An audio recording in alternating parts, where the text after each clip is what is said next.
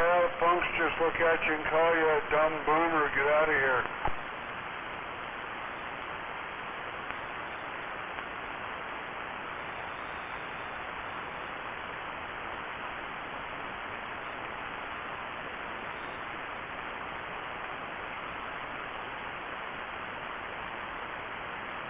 Well, as you're traveling on down the road to that job interview, I'll do this for you, because you can't.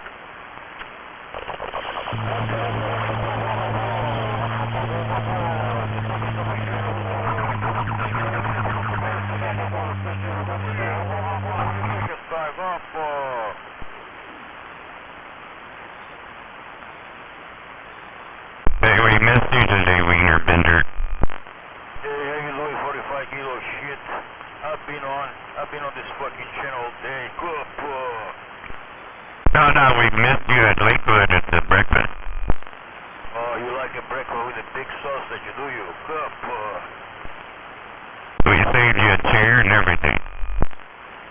Oh yeah, I tell you what, potato head, they got a big sausage for you, a big, huge between my legs, 45 kilo shit. Good, It was a window seat, wasn't it? 45, didn't you save him a window seat so he could take the snotty end of his fuck stick and write his initials on the window? No, he uses his tongue. Go on, get it. Shut the fuck up. Hey, you fucking bastard motherfucker, this fucking Cathy Gotti. It's my... Yeah, it's me for you smoking, Jesse. It's my bitch.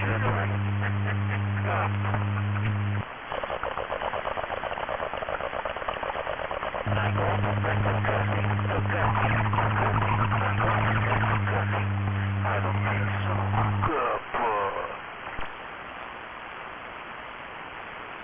Hey, Gotti. Fuck you, motherfucker. Good,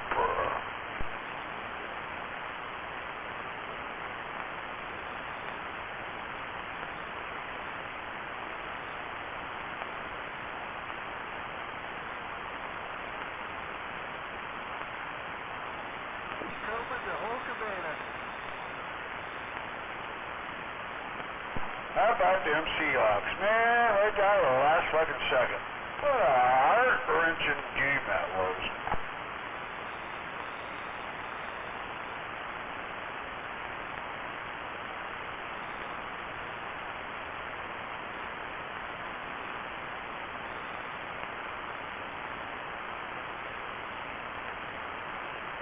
Woohoo, they're number one in the division. Yeah.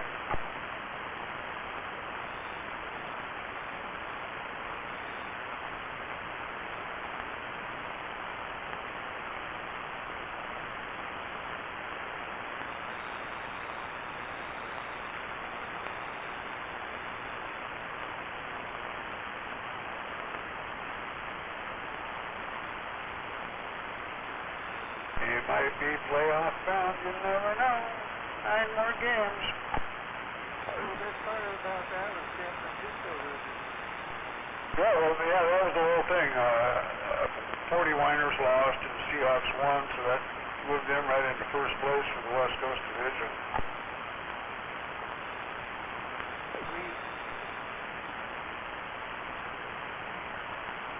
Yeah, for a while I didn't think they were going to be able to win. Boy, Gino, 2.5 quarters and no score. That sucks.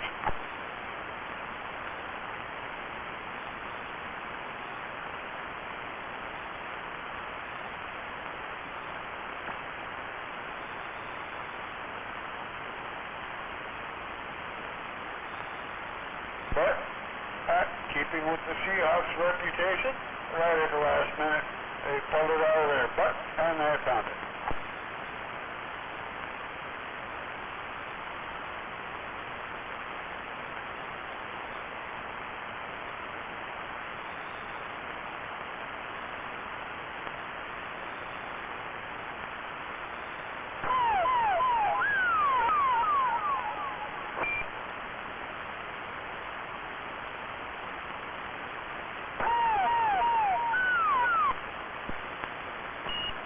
Okay.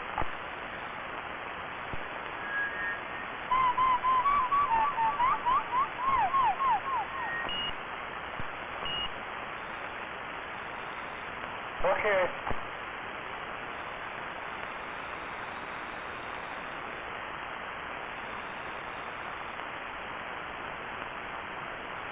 Put your lips together and blow.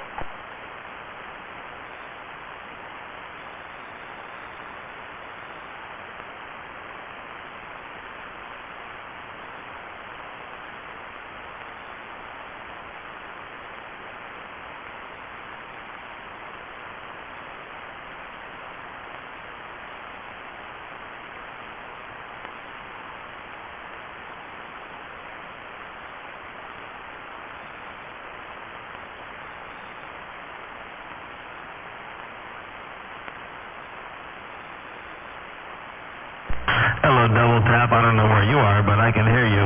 I think you might be over at Cle Elum. Hello, Double Tap, and the radio 495 Sniper waving a hand to you.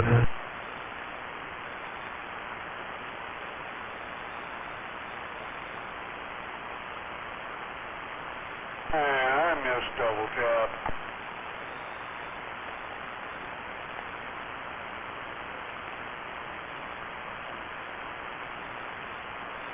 I miss Double Tap and Louse Cause.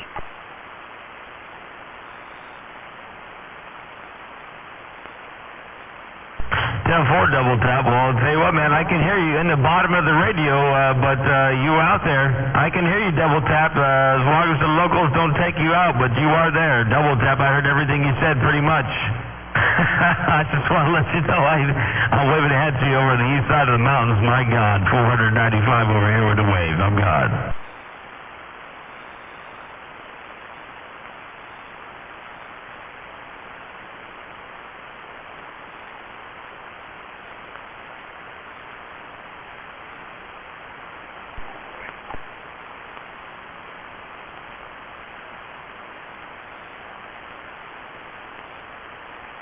All right, buddy. We'll talk to you when you get here, man. All right, Double Tap. You say you got to come over here and work on some projects. Okay.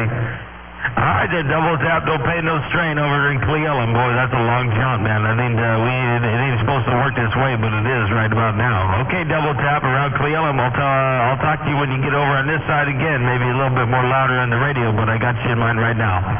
All right, Double Tap, I'm going to get out of here. I'm just going to sit here and listen, and I got to go inside and eat some dinner, but okay. Next time you get over here, man, we'll key it down and say hello to each other. Bye-bye-bye.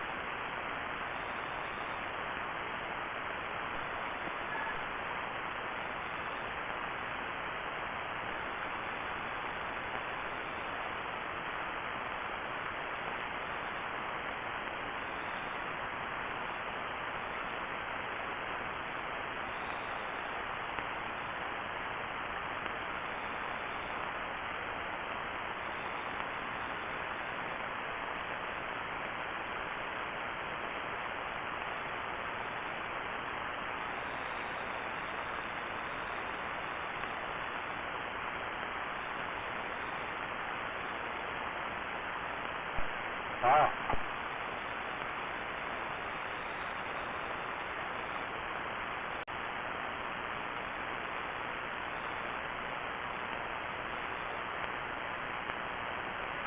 Look at that fucking dead keep out here again.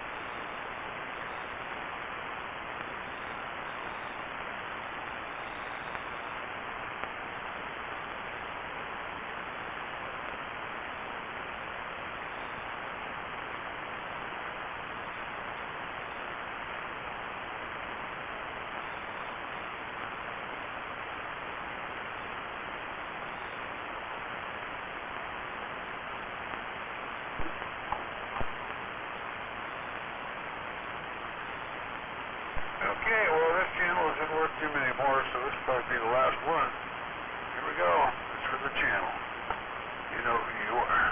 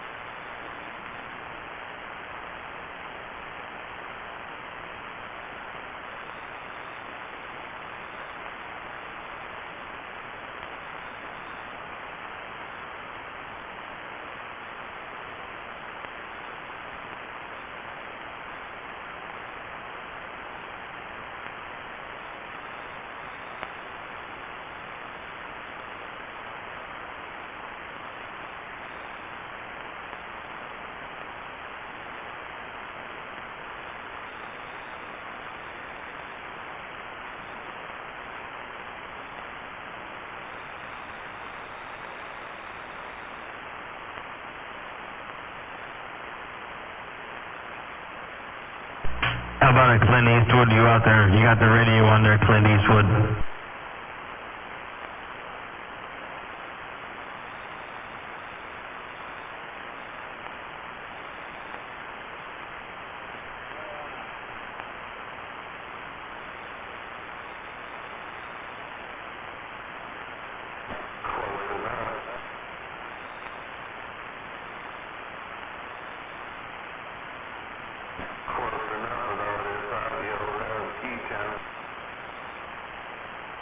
What's going on there, MAD?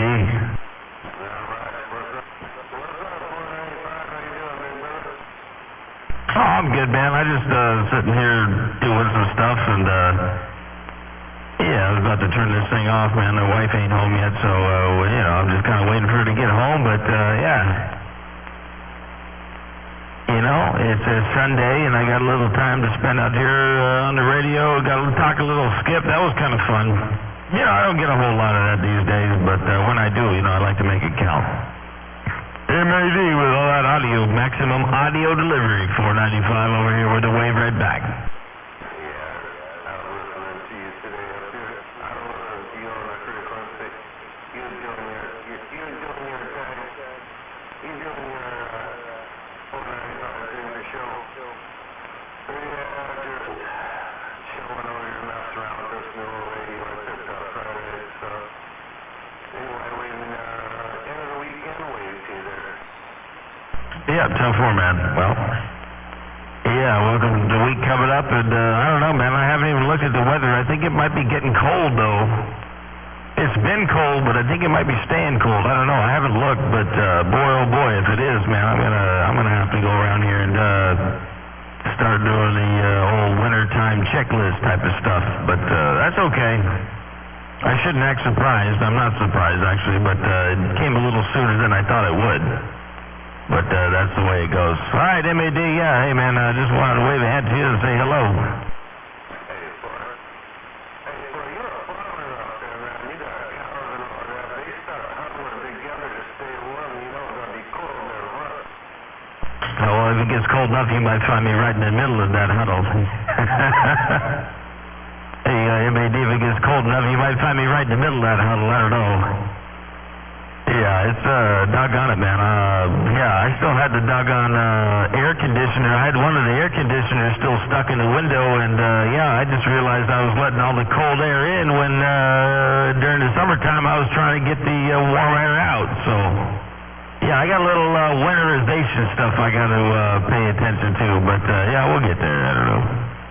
You know how it goes, you know, as long as everybody can survive, it's just those little things. I got some insulation stuff I got to plug. I got some doggone vents that are bringing up cold air from the basement and all that kind of stuff, but that's okay. It's just, you know, I got to take a couple hours every day and just get it all 10-8 straight and make sure that, you know, the fine families ain't freezing. I don't get cold easy, but boy, oh boy, do they do, so.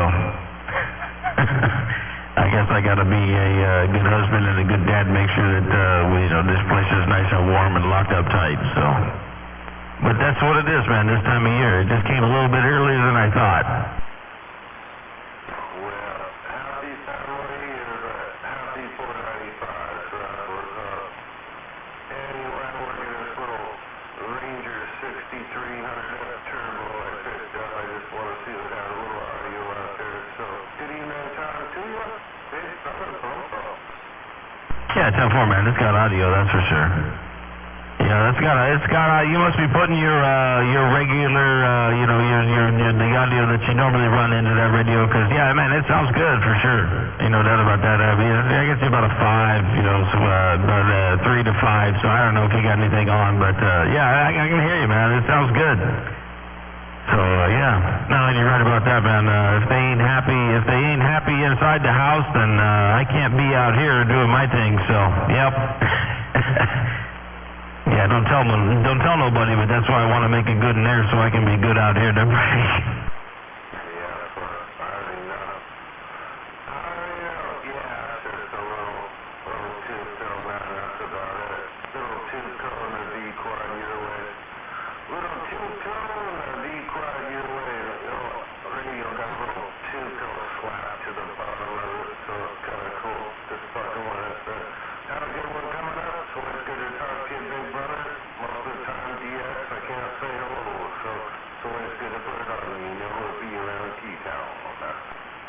Yeah, 10-4, man. Yeah, I think, yeah, you're talking about the 2-pill. I don't know what 2-pill you got, but I'm thinking about getting one of these, my pre-driver is a 2-pill. It's a Toshiba 2879 box that was made very haphazardly by somebody I used to kind of know way back in the day, and man, oh man, I mean, it's kind of a mess, so I'm thinking about maybe getting a little Fat Boy MRF 454 2-pill with a variable output power, you know, on it, so I can kind of go up and down a little bit, just kind of make things the way I wanted to, and yeah, we'll see how that works out. I don't know, I think I'm going to get one. They're not a whole lot of money, and you know, I mean, it's just it's time to do some little upgrades as far as, you know, you know, you gotta, if you want to, you know, get a good result in the end, you gotta start right in the first place. So I think that's the next thing I'm gonna do is get a little new 2-pill driver, and yeah, I don't know, we'll rock that for a little bit and see what happens, if that makes a difference. All right, MED, well, that thing's working, that's for sure, man. I'm going to get up and out of here. I'm just kind of sitting here looking at my phone and doing some other stuff, but I just want to wave a hand to you there, break.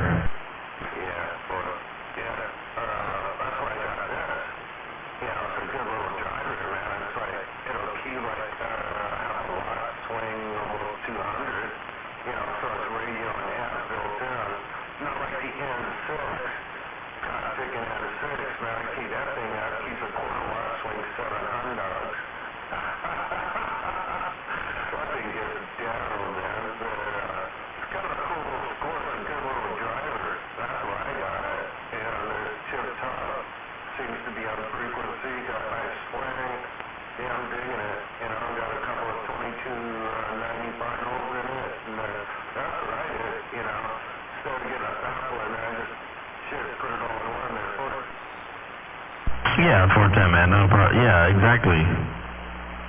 Yeah, I like to run conservative, you know. I like to run, you know, that I don't ever like to overdrive anything, and so I got a driver, but normally I don't even use it. I usually go pre-driver right to the big box, just because, you know, that's the way I like to keep things, you know. And I'm kind of, I know, sometimes I can be long-winded. I just kind of just let it fly, you know, and it is what it is. But I don't like to run anything to the max, you know. Nobody should, and my advice would be don't do it at all. Not that you do, but, you know, that's just the way I do things over here. So, yeah, I don't know. I'll check out those. Well, I'm going to try them 454s, man. I know that's a good pill. Yeah, the 2879s are good, too, but the way it's built, you know, I know a lot about tube amplifiers, but when it comes to solid state stuff, that's, you know, I know a little bit, but I'm going to try them 454s, and we'll see what that does. So that's only about $300, I think, for a two-pill 454, and, you know, that's my next thing I'm going to try. So we'll see how that ends up. I don't know. You know, you don't know until you try it. So, and you know, it's one of those things. I ain't going to be sorry to have it, even if it doesn't work and I don't use it. But I'm pretty sure that I will. And I like control. I like control on the driver. I like control, you know, all the way around as far as, you know, rolling up and rolling down when I need to. I don't like to be all there. I don't like to have everything out there all the time when I don't need it. So. All right, MAD. Well, good to hear you, man. You sounded good, like you always do. Yeah, I already know. Yeah, that boy's ain't no joke, too. Yeah, that boy's ain't no joke. You know, and I know how Figure actually puts them together, so. He sent them all the goods, man. He puts them together, sends them back to ICA, so. I actually know puts them together, so. And he does a good job. And actually, he's scored by BBI on that shit, so. Let me break in there real quick. Good one, so.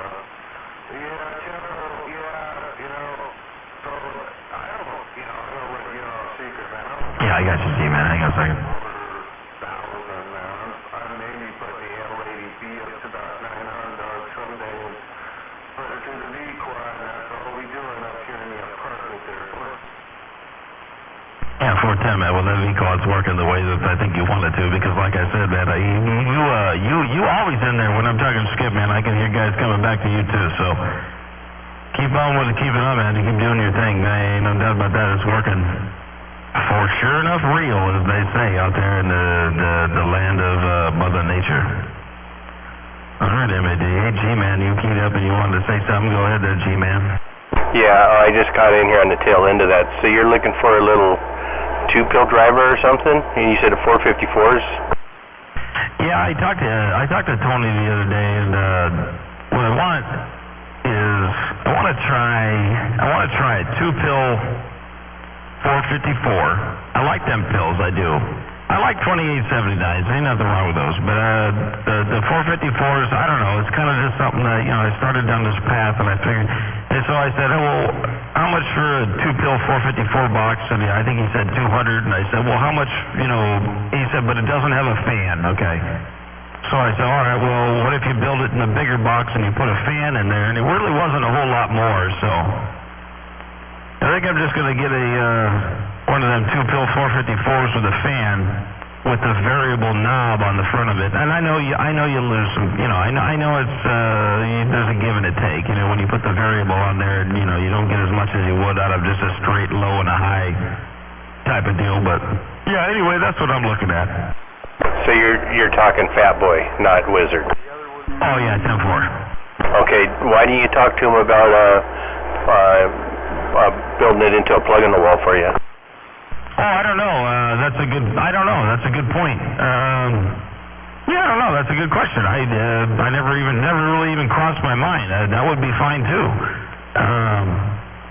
Yeah, if you want to do that, I should ask that question. I just didn't. It really never crossed my mind. I mean, I got enough power supply over here to run a little driver and all that stuff. But yeah, plug in the wall. I wouldn't be opposed to that.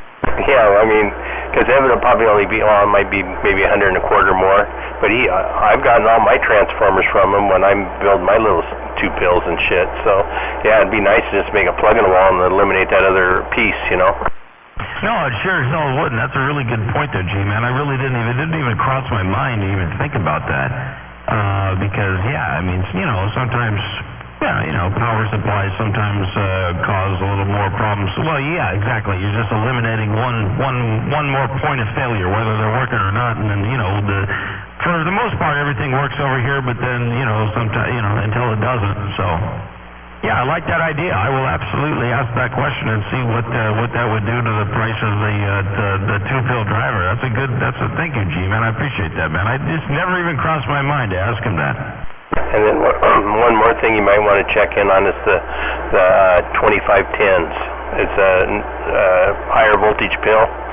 So sometimes those power supplies that he builds into those amplifiers, they'll flow at about 20 to 22 volts. So if he uses one of those transformers and uses the 2510, which is a 28 volt pill, you'll really be babying it, and you won't ever really have to worry about anything breaking down or burning up on you. And they put out about the same as the 2879. Okay. What was that? Hold on a second. I can't be like, what was that pill? The 22. What did you say? It's 2SC 2510. Okay, I've never had anything with that in it. I've had 454s, I've had 455s, EGC 555s, 2879s, and then there's one. Oh God.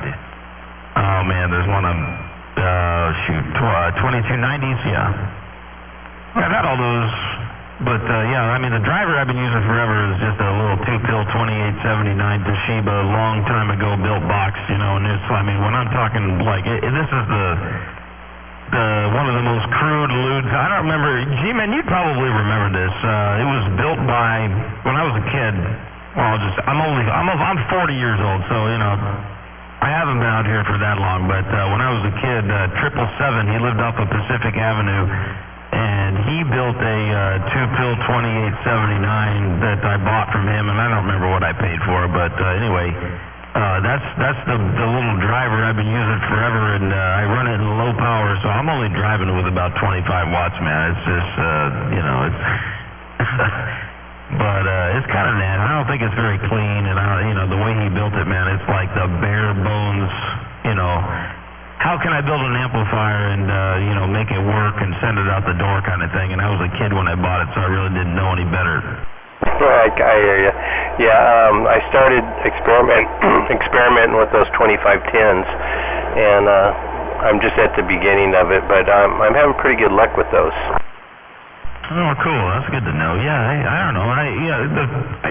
Tubes is kind of where I live, but, when it comes to drivers, like I run my driver, so the pre-drivers, the two 2879s, and if I actually have the driver in line, which I really usually don't, it's a Henry 3KA, so that's two 500Zs. And I'll sometimes use that as a driver, but yeah, I almost never, I drive a 3000 with just I don't know, 40 watts, like I say, if I was to label myself, I'd call myself Mr. Conservative. I don't like anything getting hot. I don't like anything working harder than it has to, but okay, I'll check out those 2510s, man. That's good information. I'll look up the spec sheet and see if, and I don't overvolt anything. I usually keep it, right about whatever the power supply is putting out, right around 13, 13.8 or whatever it hell it does. But yeah, I'll check that out. Yeah, I was back when we were going to those shootouts, the Northwest modulators with, those ones that Prime put on, and we had those shootouts. Shit, I was hitting 2879s at 22 volts. Yeah, we were taking them to the extreme. Yeah, 10-4. I know I could just turn this thing up and get a little more out of it, but yeah, I haven't, only because I don't really trust this box. Like I said, man, I got the top off, and there's a fan that blows right on top of it, and if you were to look in there, man, it is literally how can I build a two-pill 2879 with the least amount of components? And I know it ain't as clean as it should be, and it's not, I know I could get more out of it if I put more volts into it, but yeah, I don't know. I dug it out of an old box, and I figured, let me try this for, so I put it back in line, and I was like, damn, this thing, it works okay. So I talked to Tony over there at Fat Boy, and give me some 454s and give me a fan. I don't want, he's like, well, we normally don't put a fan on. I was like, yeah, well, I want a fan. And I want everything to be nice and cool. And Yeah, cool. I'll compare that. I'll check it out. I appreciate the information there, G-Man. Yeah, no doubt. You got a pen and paper there? I'm gonna shoot you my number, and then you shoot me a text. I'm gonna shoot you some pictures. Oh yeah, for sure. Okay, you ready? Yeah. 318-0487. Okay, is that the area code I would expect it to be? Yeah. Okay, 10-4. Yeah, and I'll show you some pictures of what I got going on here. Cool, man. I appreciate that. You bring up 777. Waving a hand there, MAD.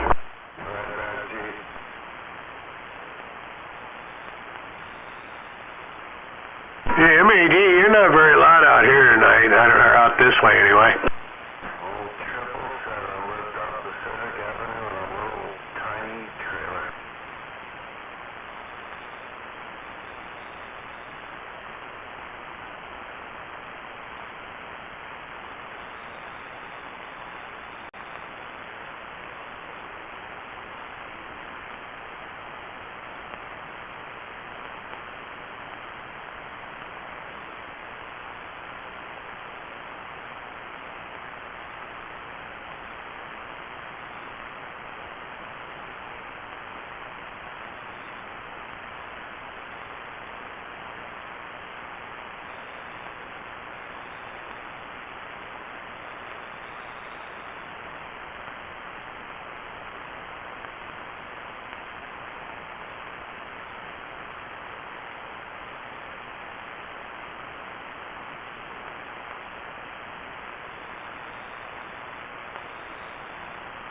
Okay, I got it, Sniper. Bam.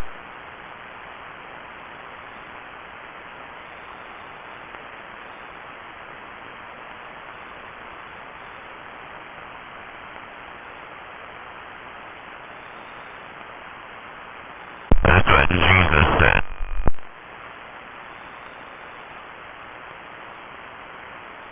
Bam. You know what? I'm gonna build somebody else that looks just like Clint Eastwood. Mickey T. That's what he's.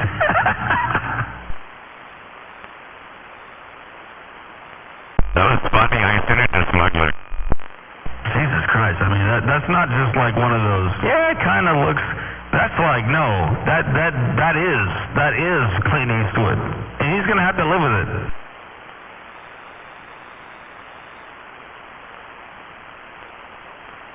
I'm telling you, man.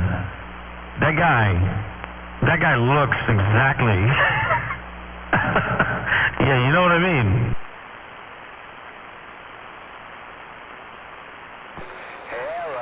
Hey, next time he keys up, I might have to ask him to just say, "Dying ain't much of a living, boy."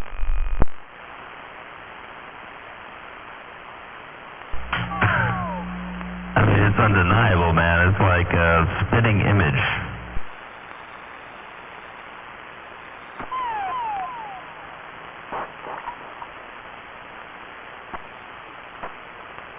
You know, there was a comedian on TV and he said, "Spitting image, what does that mean?" Somebody walks down the sidewalk and goes, "Hey, look, I look just like you." Damn good point. I don't know where it came from, but I know what it means. Yeah, I don't know, Kilo. I don't know where that was ever born from, but yeah, you know what it means. I just reminded me of that old joke.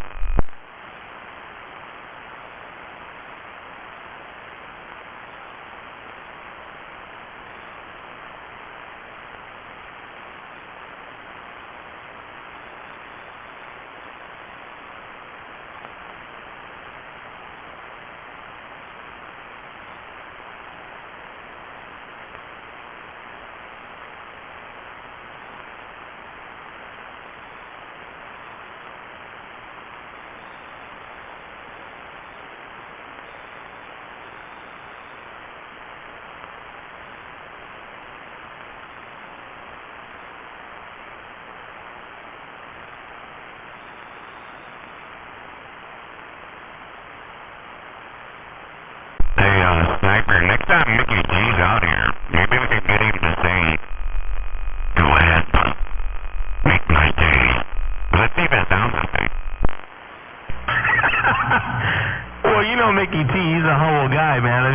something like that. Like I said in the text, he's going to say something like, yeah, okay.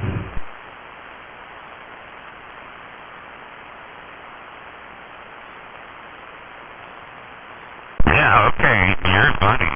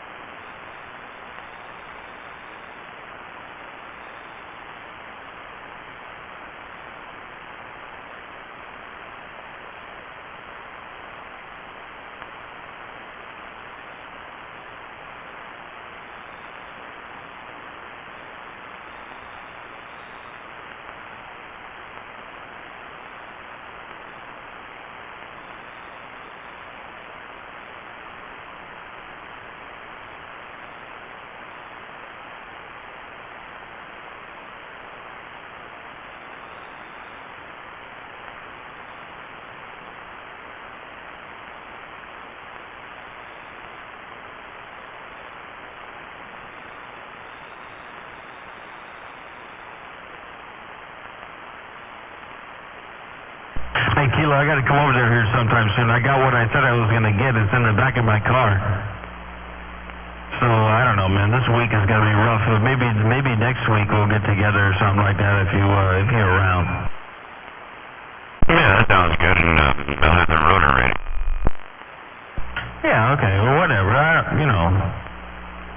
ain't trying to rush nothing. Shoot, we're not even to the peak of the sunspot cycle. We got time. But, yeah, no, man, that'd be cool to get together anyway. Yeah, well, this week is kind of bad, but next week should be, I hope so. It's, yeah. We'll just tentatively plan on that. No problem, just let me know. Yeah, 4, man, sounds good.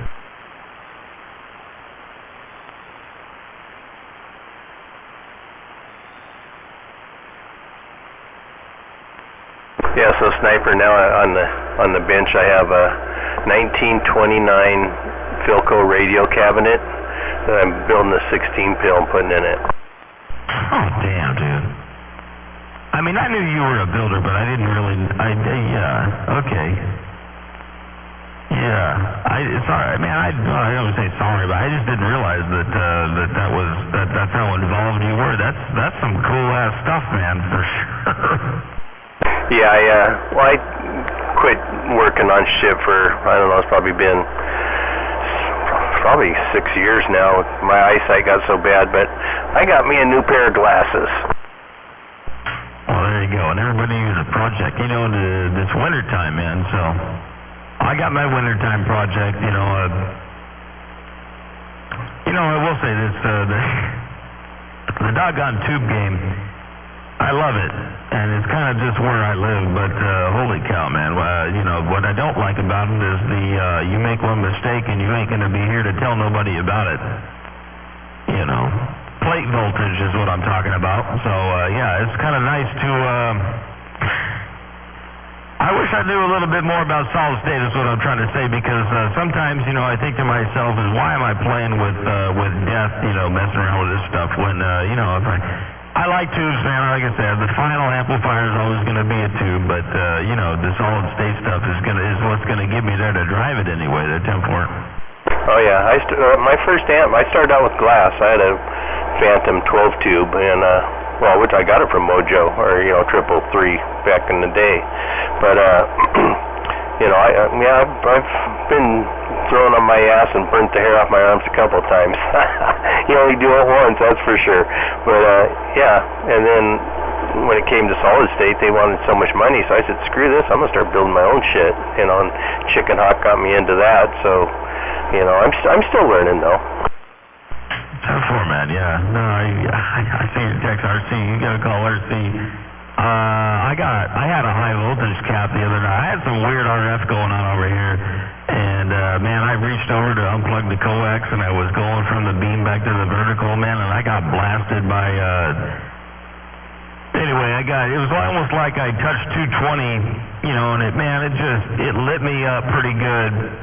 And I wasn't even on the key. I was having bad RF stuff. I was getting, if I touched the grill of the mic, I was getting zapped. And then once I got done talking, man, I reached over and I unplugged the coax.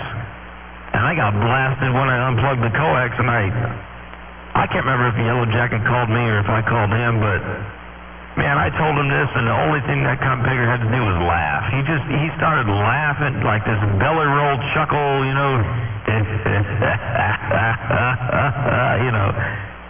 I was like, what is it, man? Why? You got a high voltage cap bleeding the ground, Anyway, so yeah, that's been my last week, is trying to figure out what the hell's going on over here. So the high voltage stuff, man, it'll give you a whole lot, but man, oh man, if you ain't paying attention, it's gonna take a lot from you. That 10-4. You know why he was laughing? Because we've all got lip zapped before. If you're doing any type of competition and shit. I used to run the D104 handheld with the metal grill like that, and when you start shooting out in your mobile and all that RF and shit in your vehicle, yeah, you're gonna get a lip zap. But that's why I always went to plastic microphones after that. Yeah, 10-4. Well, that is exactly his first question. He's like, man, you ain't running the D104 over there, are you? And I was like, man, no. I got I'm on right now I'm on an RE27, boom mic. But it's got it's got that metal grill on the front of it. And that's what he said. He's like, man, yeah, I've been shocked so many times, you ain't got no idea, But I said, well, but okay, that's one thing. I understand, common mode and, bad RF when you're pushing a whole bunch out there, it's going to come back and zap you if something isn't right. But why in the hell, when I got off the key and I reached over to unplug my coax, did I get burned like I did, And he goes, man, he laughed again. The guy he just laughed. I love Yellow Jacket, man. He's a brother to me, I talk to him all the time. He goes, yeah, man, you got a high voltage cap bleeding the ground, and it's coming right back through your shit, and it's going to get you, and it did. Thank God it only got me the way that it did. Didn't have all of that to put out there. I mean, the caps in here, I got two 4 microfarad, I don't know, they're 7,000 volts or whatever they are, but yeah, man, it hit me hard, and it just scared the hell out of me because, I'm scared to death of high voltage, man. I am. Which is a good thing, because if you're going to play with it, you better goddamn well have a good respect for it. At least the high voltage throws knocks you on your ass. But 120, it just wants to hold on. Yeah, that's what happened. Yeah, it wasn't a high voltage pop. It was just a boom. It was like, it wasn't 110. We all been shocked by 110. You're changing a light, you're getting lazy, you take the light out, you don't turn off the light switch, and you get buzzed by 110. This was more like a 220. It was a little more serious than that, but it didn't throw me back or nothing. I just thought, holy shit, what's going on? So.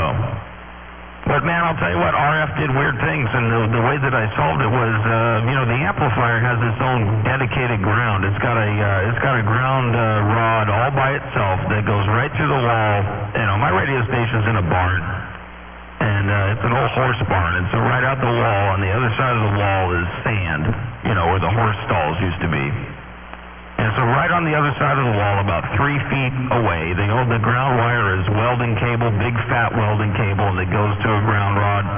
It's only 4 feet long, so the amplifier is grounded, and the radio wasn't.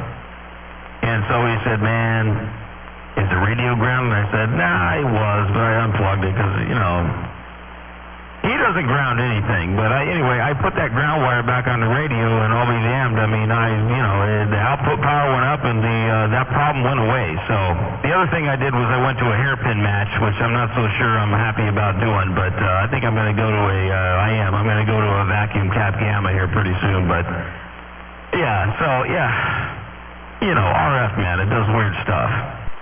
Oh yeah, that's a good idea. I used to always keep my shit grounded. I kind of fell away from it.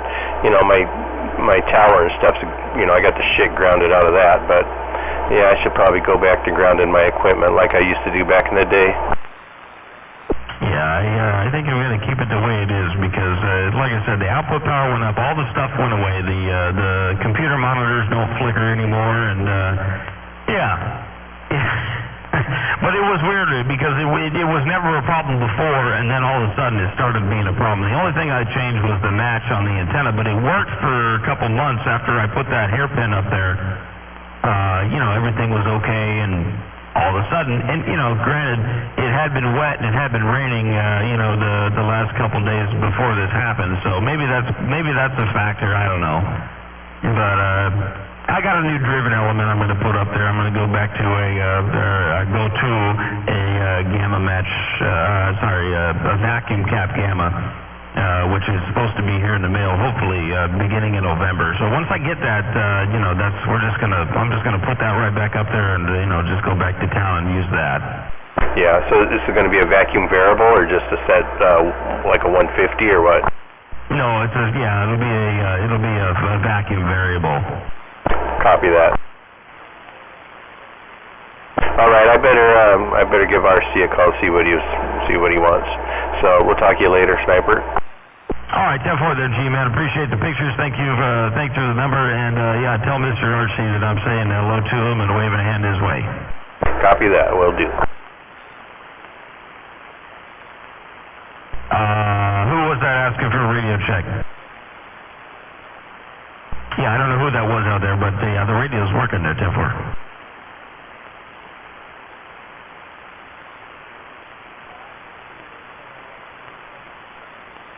Okay, I don't know. When you say you're in Washington, so am I. I don't think there's any DX out there anyway, but hello to you.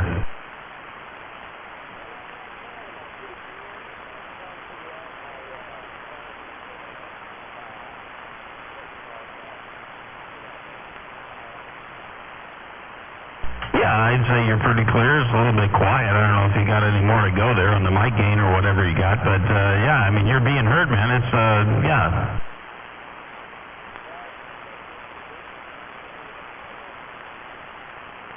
Okay, well, how about I do this? Cut just a bit, and then tell me about transaction, please. I don't know if you can hear that. Yeah, no, that's what I'm hearing over here. It's a little bit quiet, I ain't gonna lie. Where are you?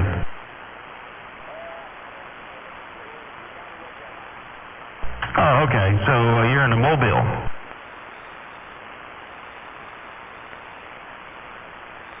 Okay. Yeah. Well, it's working. If you're in I'm in Enumclaw, so I don't know. You in Bonnie Lake right now?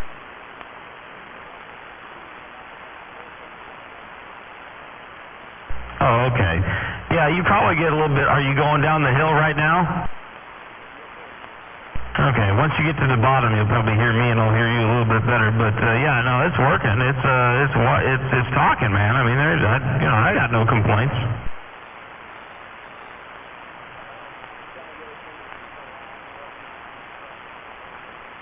Yeah, no problem, man.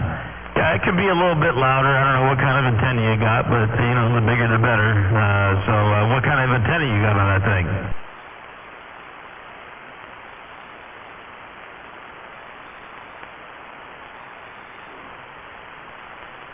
Okay, well, that's probably the first problem. Yeah, I don't know. I'd probably get away from the Fire Stick if I was to tell you something before I get up and out of here. I don't know. A lot of guys run those Fire Sticks, but, there is better out there. Lots better out there. But, the 102-inch whip is a good one, and there's a whole bunch of other ones. Mr. Animal, man, he's got a good one. I don't remember who makes it, but I'll tell you what, I'll just put it to you this way. There's a lot better out there than the Fire Stick.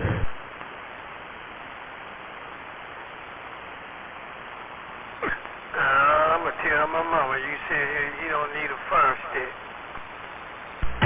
What's going on, 521? Not much, man. I just came in the radio room for a second. Heard you and G talking, man. Good evening to you. Good evening to you also, G. Ain't nothing happening, man. I just came in here for a minute, and I got to get my butt back out of here there, Tivo. 10-4, buddy. I got the text from the wife. She's home, and I better go inside and see what's going on. And if I want something to eat, I better get there quick. So, all right there, 521, man. Saw a picture of you today. Should have been at that breakfast, man. I'm sorry I wasn't, but yeah, doggone it. Looked like you guys had a good time. Oh, yeah, it was good, man. It was good to see a lot of old mud ducks that I didn't know, and new mud ducks, man, and mud ducks that always talk shit that never show, but you know how that go. But yeah, it was a good thing, man. Yeah, I didn't know about that spot there, though, but I told the sweet thing about it, man, because she wanted the Philly steak and I didn't get it. So when I got home, I got in trouble. So now, one day next week, I'm going to have to slip her past the joint there, Tivo. Well, it sounds like that place has pretty doggone good portions, man. If you want something to eat, it sounds like that might be the place to go to get it. Yeah. I got to go there, too, there, 521, man. Never been there, but 45 Kilo sent me a picture of what he had to eat today, and he told me how much he paid for it, man. It was $18 for a whole big old plate that, shoot, I don't know, looked just about big enough for two guys, so, yeah. I don't like to share my plate with somebody else, but I'm saying what I'm trying to say is looks like enough food and then some there, 10-4. Yeah, man. And they pile so much food on those plates, man. I believe whoever do the cooking must be a country boy, because he had like we was a bunch of goddamn country people coming there hungry there, or a bunch of soldiers there hungry there, right? Yeah, 10-4, man. You can't. You got soldiers eating at your place. You better be feeding them well. You know what I mean? They don't want just an egg or two. They want about 4 or 5, and every doggone piece of meat you can find in a 20-mile radius and put it right on top of it. 10-4 to 521, man. I heard you getting into Yellow Jackets radio too the other day, man. You was calling and calling, but man, he heard you. He was up here 30 dBs. I talked to him for a little bit, but I knew he would hear you, but you didn't give up, man. You got into his radio. No doubt about that. So hello to you, 521, man. You must have changed something over there because, man, I can hear you a lot more than I could when I'm talking on my beam, man. You coming in here pretty good. 521, first cousin, 495 over here. I'm waving to you and I'm gone. I got to get out of here, man. I'll see you. Yeah, 10-4 on that. Yeah, we did change. I put up another antenna. I took my 6 element down, and we put up this 7 element. And so, yeah, I changed that, and it's the same. I'm still 36 feet in the air, and that's it, man. But I think I'm going to go back to my same specs and do it like I did my 6 element, because it used to be an 8 element. But I'm messing with it by myself. I had to cut it down to, 32 feet? And the 7 element is at 37 feet.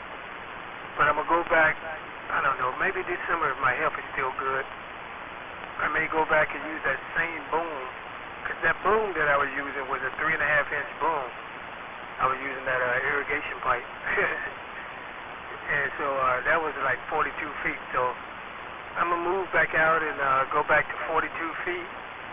And then put the 7 elements back on there and see what I can do with that there, right? And then it was direct fed with 15,000 watt gamma. So I'm going to do it like that there, right? It sounds like a good plan to me. Yeah, absolutely, man. Shoot. Yeah, you do something like that, and no wonder. Yeah, well, you're high enough. That's a wavelength, man. You're high enough, 36 feet. That's just about where you want to be. Anything higher than that, and it's just, I'm about 50 feet, but that don't. I was 36 before that, and I don't really know. I didn't notice a whole hell of a lot of difference going from 36 to 50. So, yeah, 3.5-inch boom, man. I got a Mako 7 up there, and that thing works damn well. But I had a 5 before that, and that thing worked incredibly well. So, but what I did was I had the gamma on the 5 element, and then when I put up the 7, I put a doggone hairpin on it. And I like the idea behind it. You know, I read a lot about it and everything, but I'm not so sure I'm happy with it. And Yellow Jacket tried to talk me out of it. And doggone it if that guy isn't right pretty much every time he tells me something, because I'll tell you what, I'm about to go back to, I'm going to go back to a gamma, like I was just telling G-Man, I'm going to go back to a vacuum capacitor gamma match. And just roll it that way, so. But yeah, I can tell you did something over there, man. It's working, that's for sure. Ooh-wee, yeah. Put that stick up in the air like that and you're going to get out, there's no doubt about that. Yeah. Another thing I do also, I keep on, I didn't get this one at exact 45-foot angle, but I got it at maybe about, I don't know, 20, 25-degree angle. So, you know, I'm shooting up, and I ran it like that, but, yeah, man, it's you know, I like these antennas, and I like to sit around and mess around and see what I can do, because back in the days, I did go to, what was that, Clover Park? For electronics, man. I used to be deep into the CB thing, and back in the days, and I started reading other antennas and stuff, and then the instructor was a ham operator, bless his soul. And he always used to teach me and keep me at the class, and you like, hey, you want to do the thing, learn the antennas. That's what he always said, learn the antennas. The electronic part is good, but learn the antennas. That's where you got to start. And he started giving me a bunch of formulas and figure this out right here, and you know, and just put you on the frequency you want to be on, and do this and figure this, and I'm like, God damn. So then I started figuring out the measurements and the figures and not schematic, but the frequencies, man. And that's what I do with these antennas. I do the measurement, and then I do the frequency and the elements, and that's how I came out, how long to make the elements and how much the space. And yeah, man, that junk, it tells you, it pays for itself there, right? Oh, for sure, man. It's all about the antenna first and foremost. Yeah, you got that figured out, man. You've been out here a lot longer than I have, man. You know exactly where to go first, and that's exactly right, man. You go to the antenna and you get all that wired in and figured out, antenna to straighten, and you put a little fire in the wire behind it. And I know you got some of that over there. I don't know exactly what it is, and you got to tell me, but I know you got that. Because let me tell you something, man. When I'm out there talking Skip or listen, I do a lot more listening than I do talking. You know, I don't always. But I hear you, man, on the back of the beam like I don't hear nobody else. And that's lately. So I would say within the last month, maybe two. Don't hold me to the time frame, but within the last month or two, I can hear you a hell of a lot better than I ever could before. So what that tells me is you pointing something my way, and you got a hell of a stick out there. Yeah, that's for sure.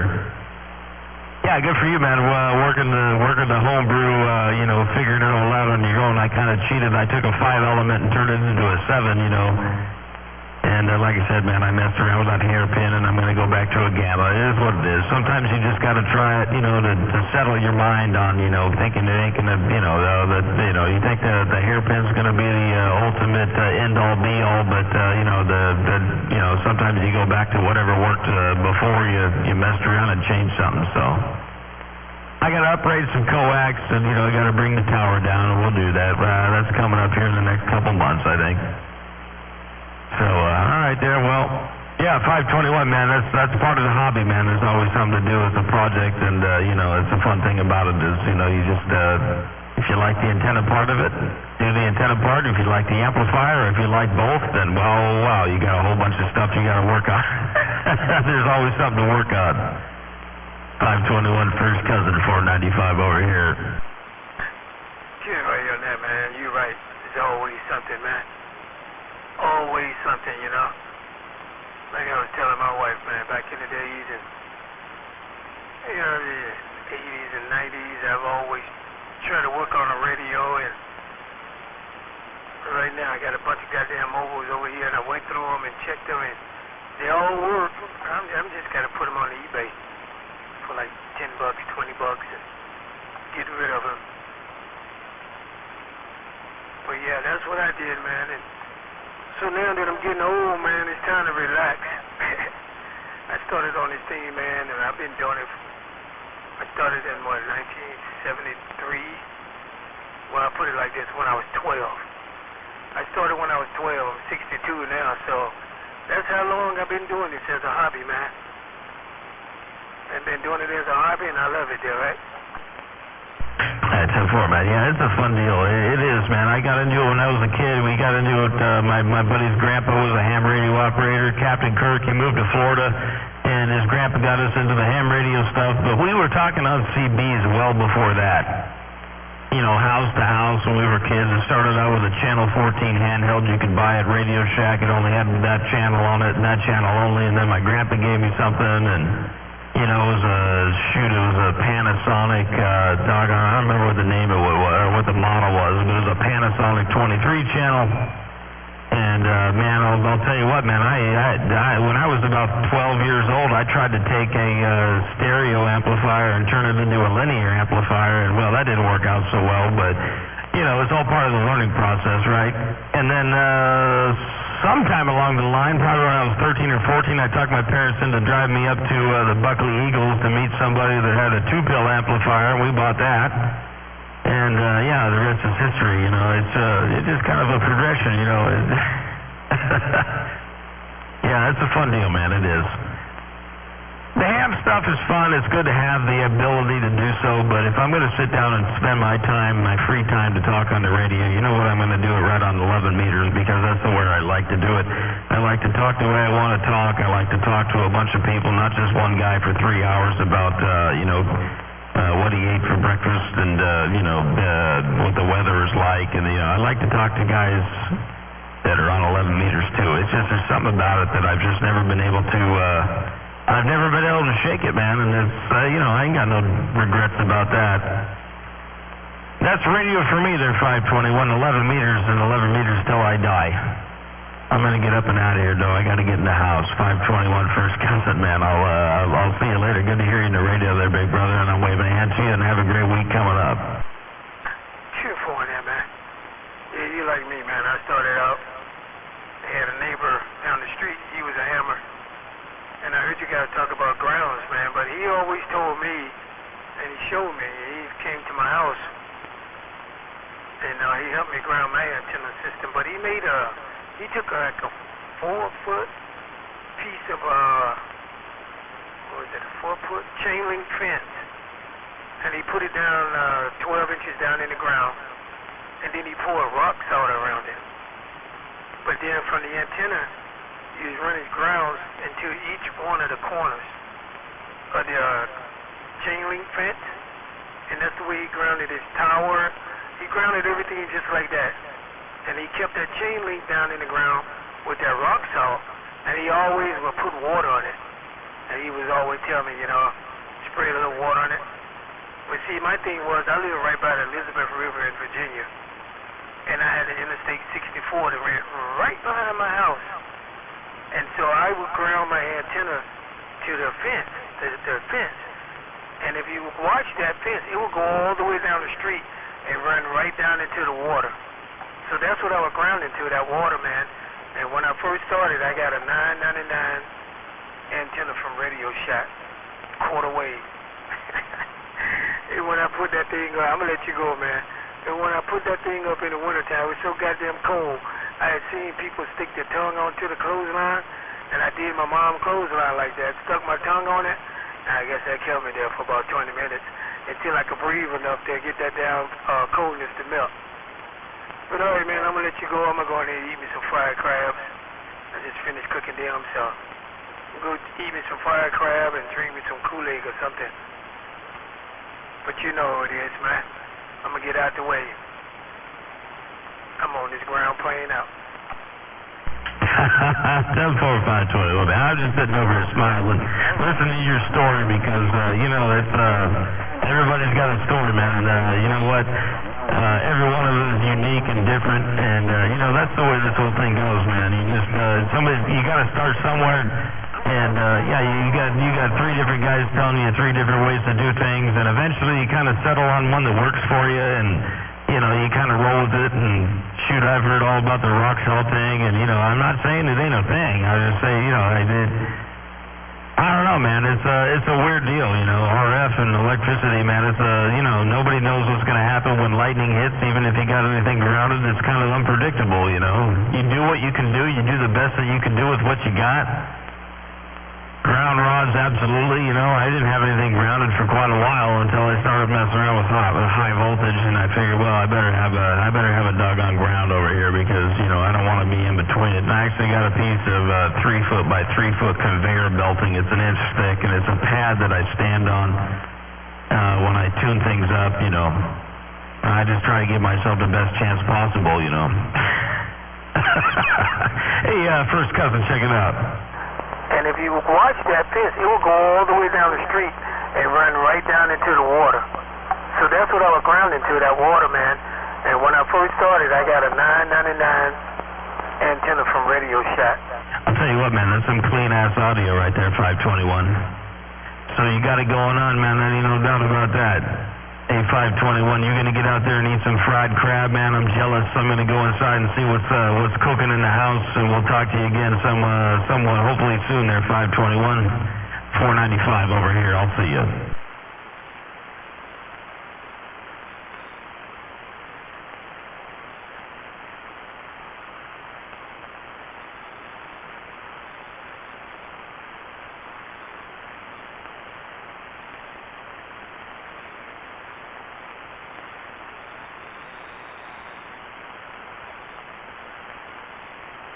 All right, buddy. Bye-bye.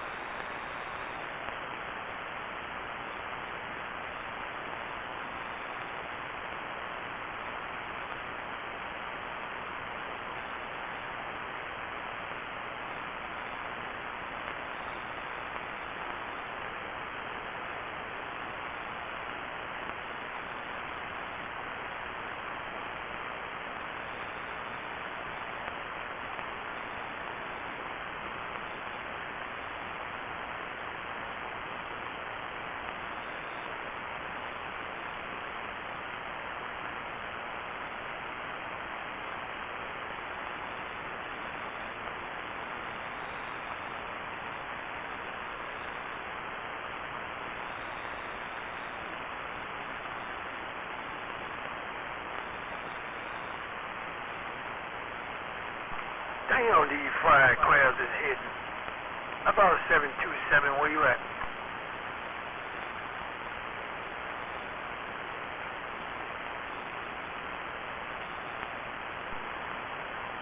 So y'all repeat this. I believe 727 must be at Wiener Dicker's house with that Chris going back out.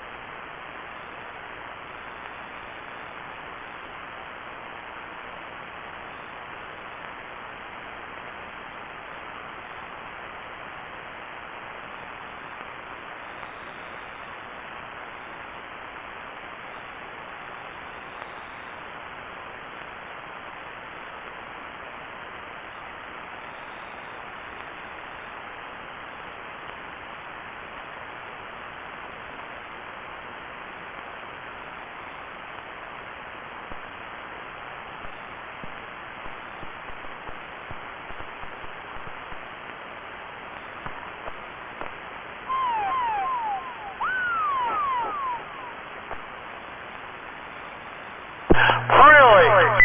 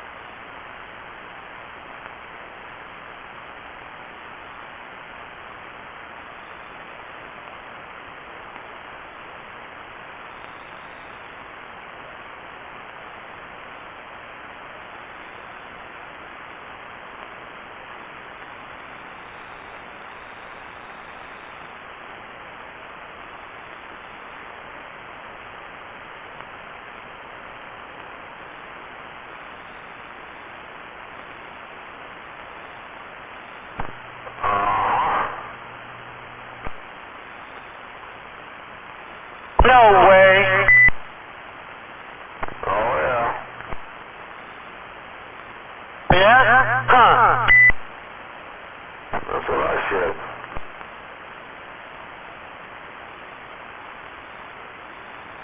Well, we both don't know what it is, but if you find out what it is, you let me know, and if I find out what it is, I'll let you know. Uh-huh.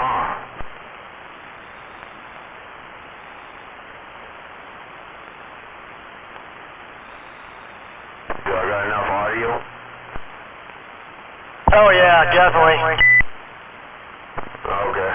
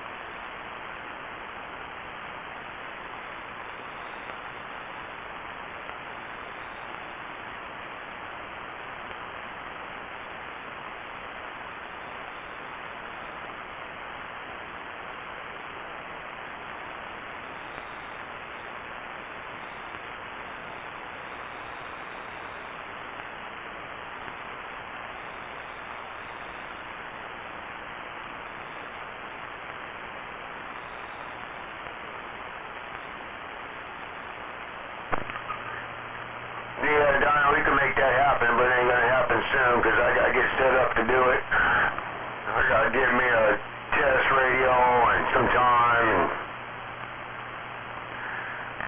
you know, power supply going. I'm not quite set up to build it yet, but when I do, you'll get one. Who you talking to, Doug? I'm talking to a duck. I don't hear him. I'm confused now. Oh, 10-4. Yeah. You know, on those MOSFET thing. Yeah. Oh, I heard him that time.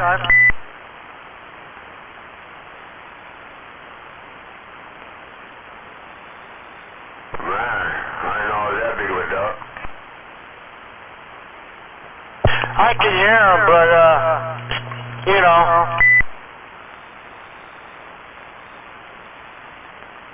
Was it just running the radio?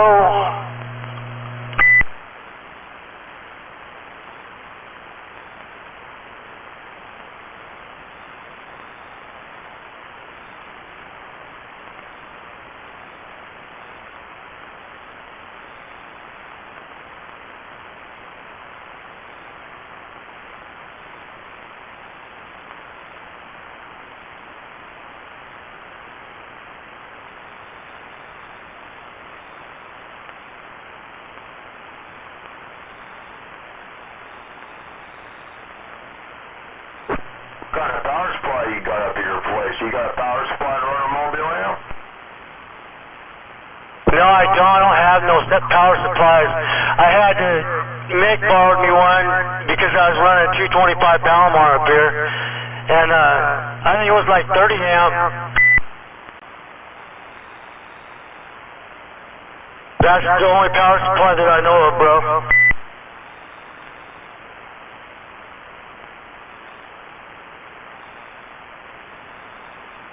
Yeah, Ken.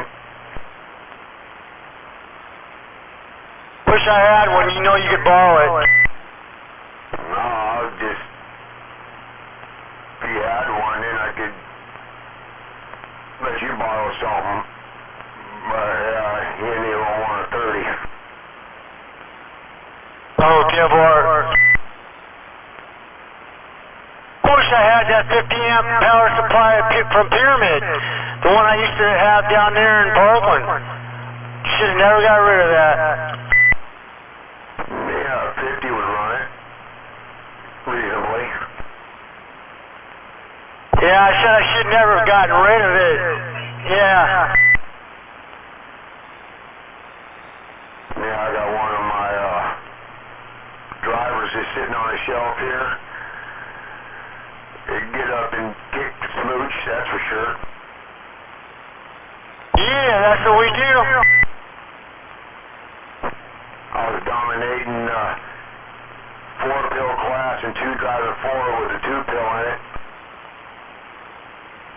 Yeah, I like, you know what I want for my truck?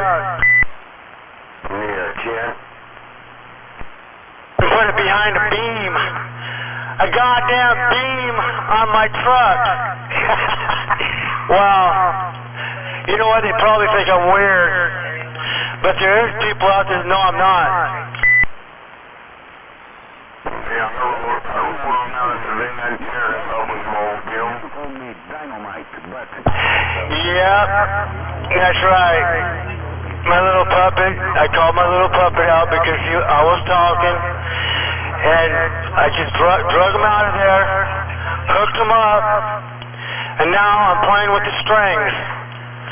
Yeah, he's probably keyed up because he doesn't want to hear the truth. And I'm back out. And you're a fucking idiot, wiener bender, taterhead, whatever else you fucking want to call yourself. You're dumb. You're very, very, very dumb. Because karma is going to bite you. You don't understand that. Because you're not from our... Oh, there's no such thing as karma. You're from across the seas. That's where you're from. You just wanted to be free. You just wanted to be free. That's why you're here. And you just think you can control it all? You're dumb. Now let's see what you got to say. You ain't got nothing to say. That's why I did that. You need more audio? You need a better radio. Wiener bender. Everybody tells you that, but you don't fucking take a clue. All your shit is shit. And that's what it will be. And that's what it will always be. Down there at ground level. Sea level, and he's trying to get out. Shut up, stupid. Come make me shut up, stupid. Yeah, come make me shut up. You can't because you fucking don't want to come out to the woods. Yeah, you don't like the woods, you're a idiot. You're a idiot. You're wiener bender, you're a idiot. And you're back out. When I key up, you're back out because I don't hear you.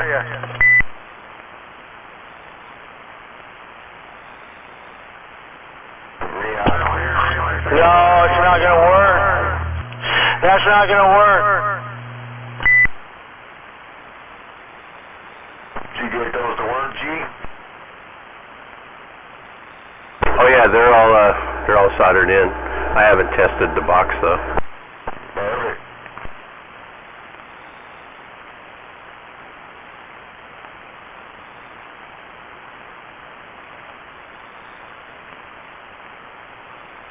You gotta have like a 29 or something, a 148 or something laying around there like you use for a test radio on that box to tune it, right? Oh, yeah. Yeah. Yeah, you looking for something? Yeah, I just need a cheap radio, so I don't like using this RCI for a fucking desk radio, you know what I mean? Oh, okay. Yeah, let me, I'll see if I can find something here that's reasonable. I might have to turn it down a little bit for that box, though. Yeah, Ken. Yeah, just, you know, I mean, just some old radio is, you know, that way if I plug one of these boxes and tune it and it doesn't blow the finals out on my RCI, I can put a final on a little 29 or a 148, you know? Yeah, I won't blow the finals on the radio. You never know, but a little radio will take a beating, man. You know how these big radios are, man. They're a little sensitive. Yeah. I really don't want to be putting 2290s in this fucking radio if I wipe one out by just shit accident, you know? Yeah, I just boxed up all these old radios, too. I'll just bring you a box full of them. No. Stop it. I just need one radio. You already see what my fucking bench is looking like, and I... Well, there's some good radios in here, you know. You see, you might be able to give them out to people for presents. Oh, fuck. I think there's some 25s, 29s, 146s. God, 146, huh? Well, yeah, it's like a 29 or 25, that'd be perfect, man. Just something, you know, have a dead key, couple watts, and swing like 10, 15 watts for, you know, if I need any more of that to drive something, I can just plug a driver in. Yeah, I got something, I'm sure. I had a little 29 here, man, but it just finally poopered out.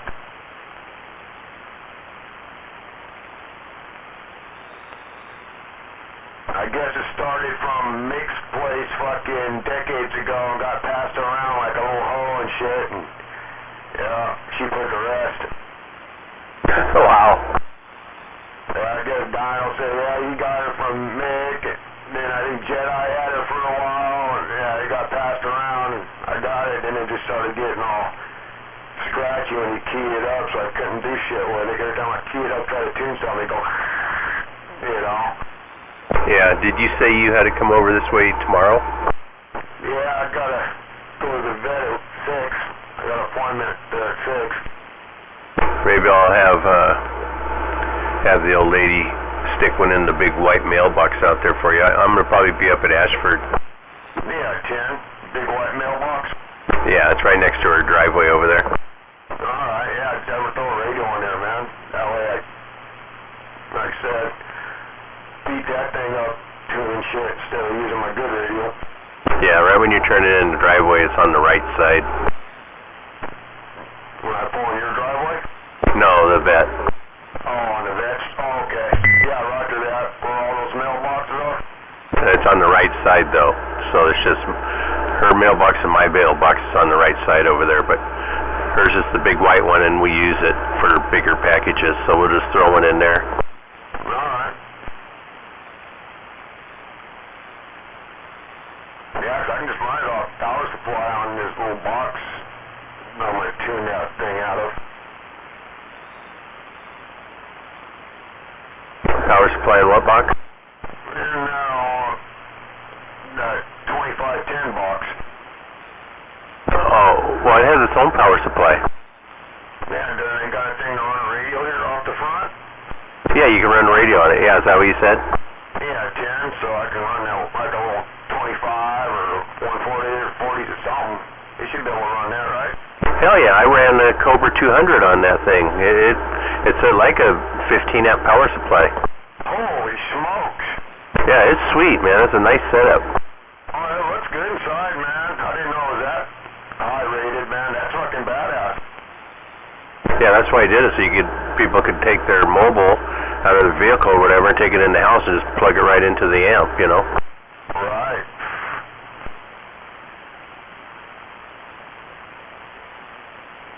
So we should, change this variable for the RF? Yeah, you don't need a variable voltage on that power supply. No, that's set. You don't want to dink with that, then radios will start popping. I have that set. Yeah, right. So the knob on the front was for the fan. Oh, the fan, that's right. That fan's loud too, man, for the ripping. Yeah, you can hook that back up if you want, and you can dial that way down where it's just barely spinning. It's nice and quiet. Yeah, that thing don't get no warm. God, when I was keying it up, man, it was like an ice cube. Yeah, no, it's cruising.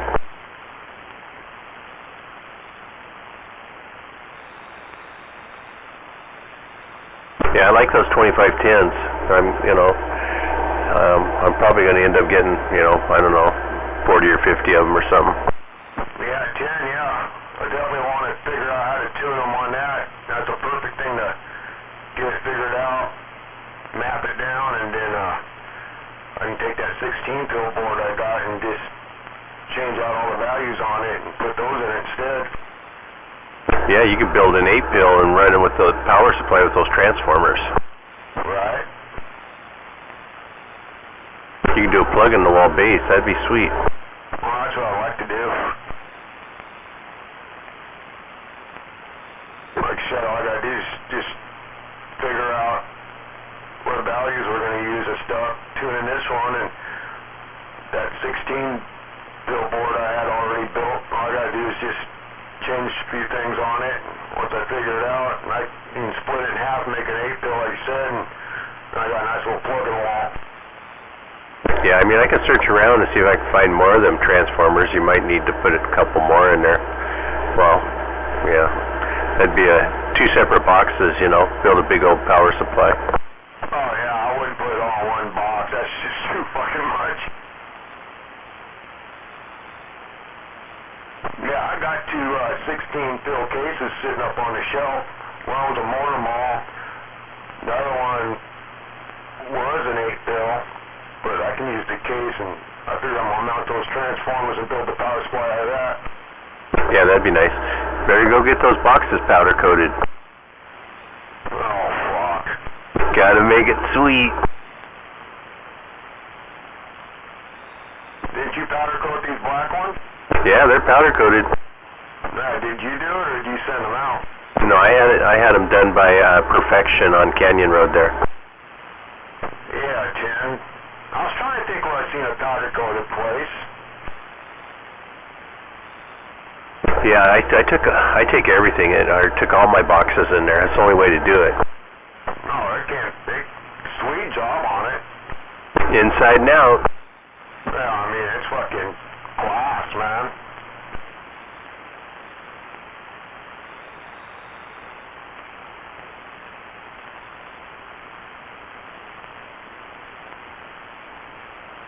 Yeah, I'm happy with this one now, man. It's fucking dialed in. It's been just rocking now since I finally got all the little corks out of it. Oh yeah, that's a sweet little box there. I really like that one. I put that one in a bigger cabinet. Yeah, I like that bigger size like that. Yeah, Chin. Yeah. You pull the lid off this, you'd be going, okay, there's a little bit more added in there. Right, yeah. I think you shot me a picture, didn't you? Yeah, Jen, so it worked out good having a bigger cabinet, man. Had room to add a few things, right? Oh, yeah. Yeah, no problem shooting DX with it. It's pretty impressive for just being a pair of 27.9s, but shit. I try to talk DX and they start bugging, Yeah, I hear ya. Alright, I'm gonna head back out to the work table there. I got the 1920, I think it's a 1927 or 29 old metal Philco radio cabinet. I got it with 16-pill in that I'm working on. Nice. I'll show you a picture of that one. That's pretty sweet looking. It looks like a coffin, So yeah, it's badass. Yeah, if you need some key-up circuits for your relay, I got some fucking, I can build a little key-up circuit for it. They're good for 150 watts. I have that one all done, but if you want to make me a few, I'll buy them from you. Yeah, I use those 3055s, man. You can high drive them, They don't won't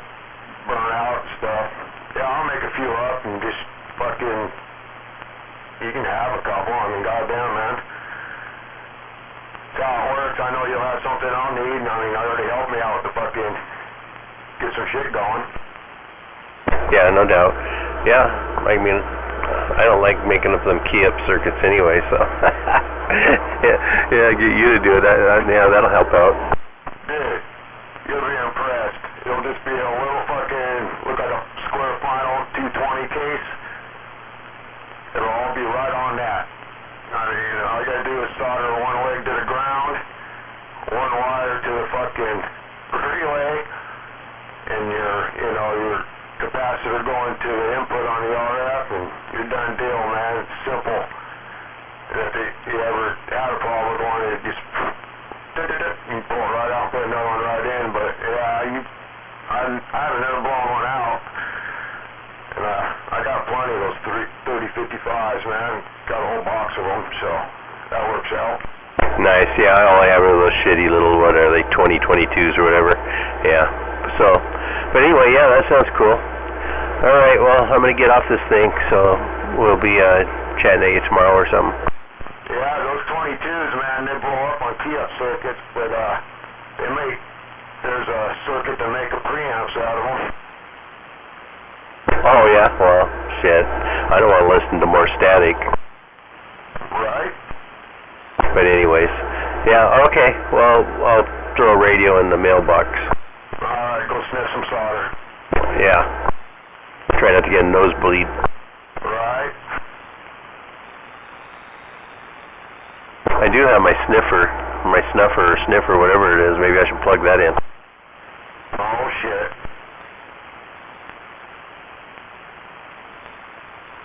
He's really gonna get into it.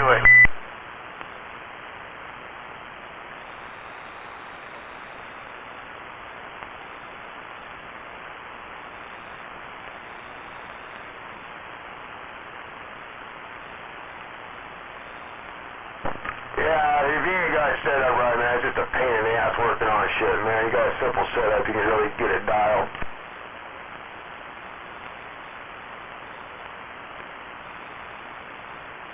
I don't like sitting there and have to unplug my base station and plug it in something to test it and whatnot, and have to plug all this shit back together and get behind it and measure quiet. That's just nuisance. Yeah, it is. I know, because you see my cabinet? If something goes wrong, I gotta move all my collection, and yeah, it's not small. God damn, man. Every time I stopped by someone's house, I came home with another linear, dude. I got like, I don't know, 6, 7 linears laying around here all stacked up on the bench now on my way.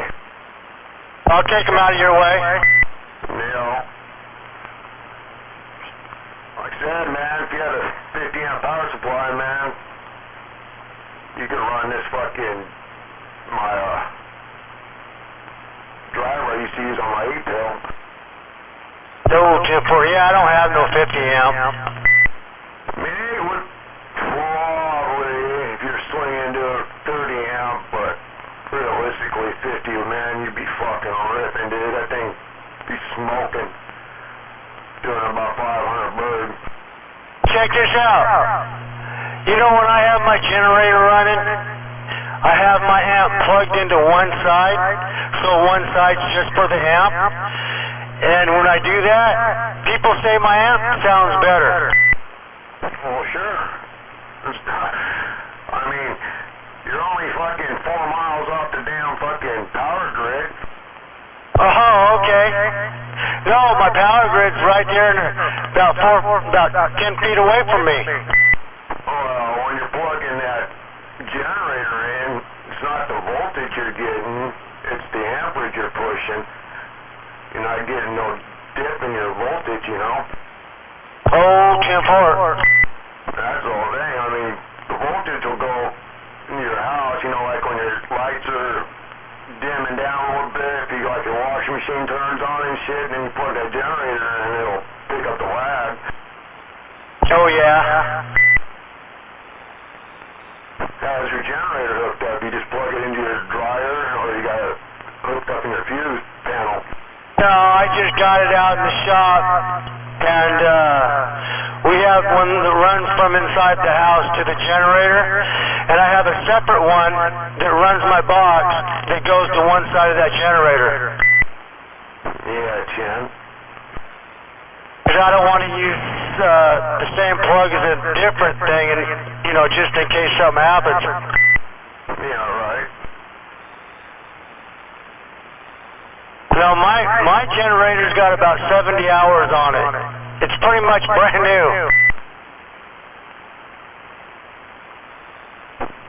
What size is it? Like a 5800 or something? No, it's a 5K.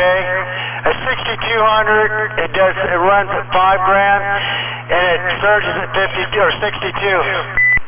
Yeah, Chen, that's plenty. Oh yeah, definitely.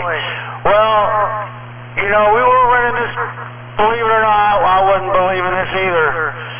We were running this house off of 2,000 watts of power and a little tiny generator Coleman. Yeah, but I mean, you ain't got a bunch of electronics in the house. You got your fridge, hot water heater when it kicks on. Your real equipment's probably your biggest bite. Yeah, it's closer to the generator.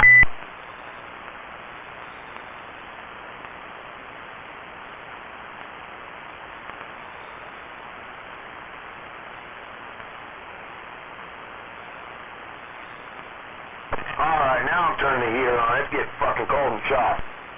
Okay, hey, turn the heater on.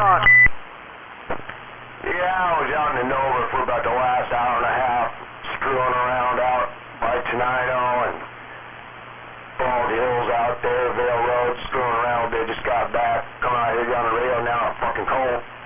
Oh, yeah, you can't be cold.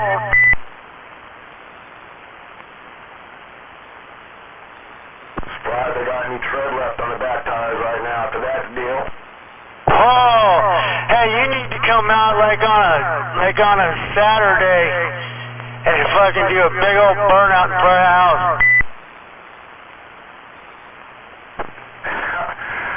Dino, driving this thing on dry pavement is equivalent to somebody driving on ice. The power it's got, dude. You can sit there and just light them off with giving the throttle. You can't even tell you move the throttle pedal, dude. It's just wah. Then when you stand on it, it's just like, okay. Well, I like to see a burnout mark in the front of the road there. The landlord's going to say, who did it? I'm going to say, I don't know. I mean, it leaves tire shreds when you fucking take off, man. A pile of rubber and you just fucking stomp on it. Still tell him I don't know who. Right?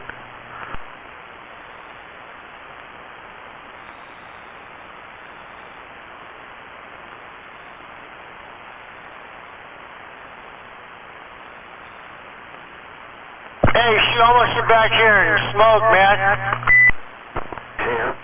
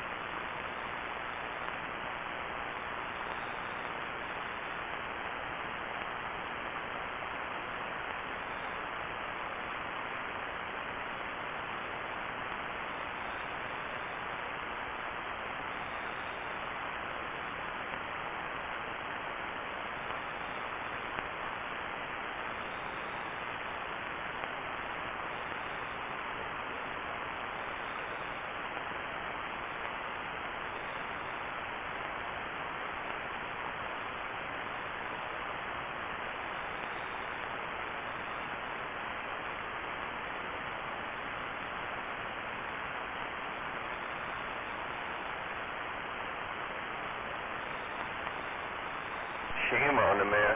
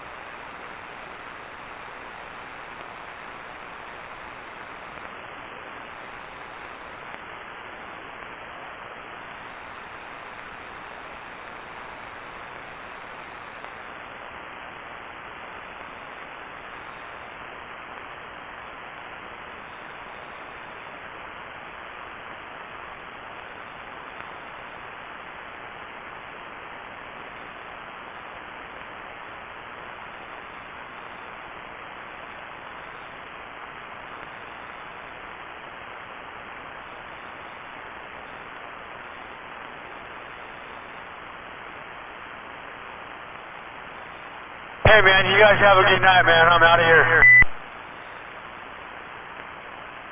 Alright, bud.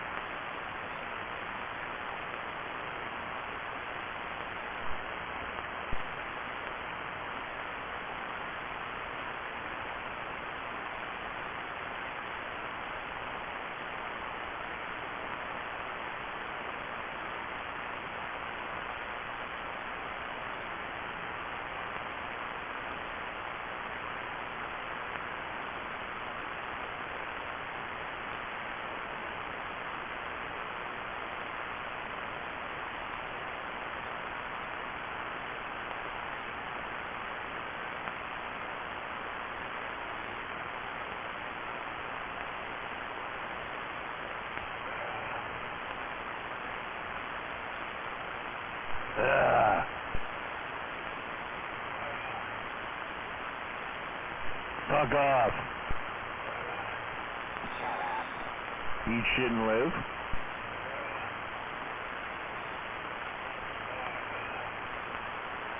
Never has been.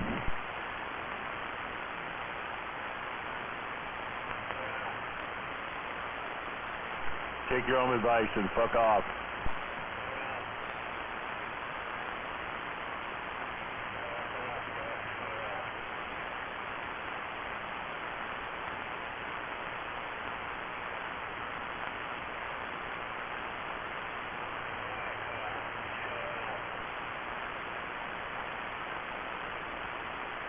Hope you get ran over by a bus.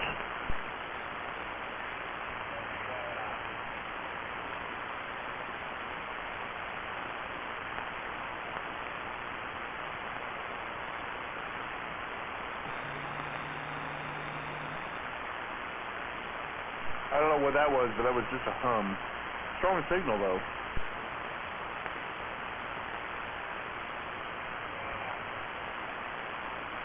I didn't ask you, Froggy.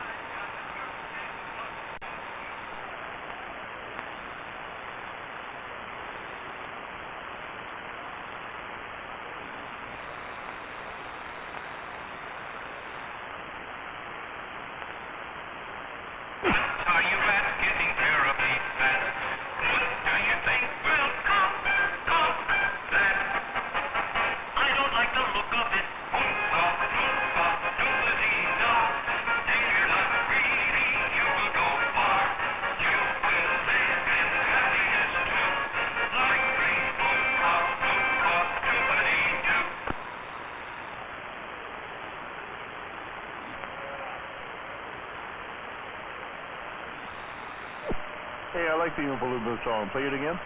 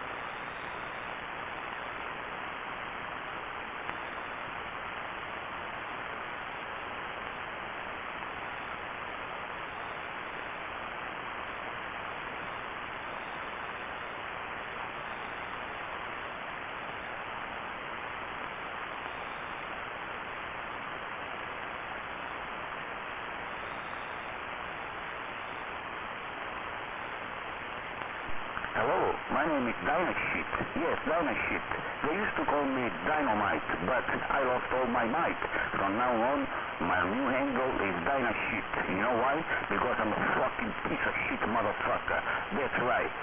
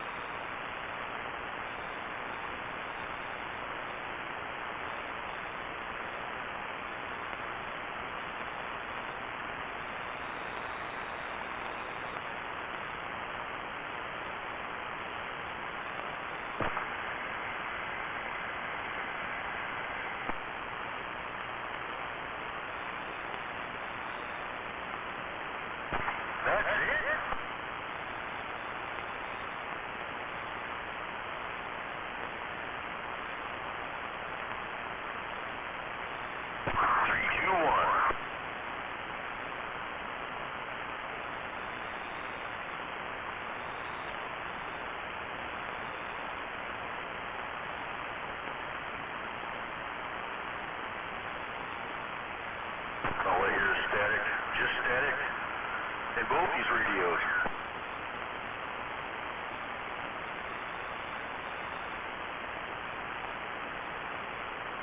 Oops, feel like it wanted to squeal there. Let's try it again.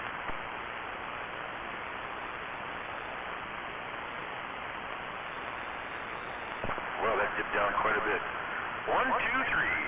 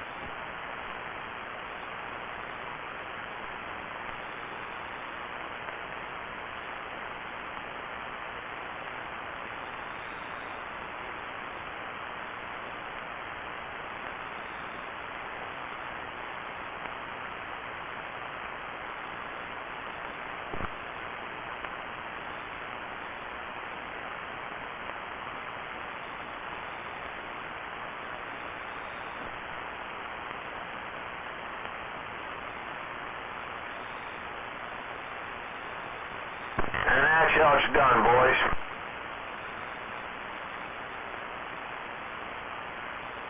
Is that how it's done?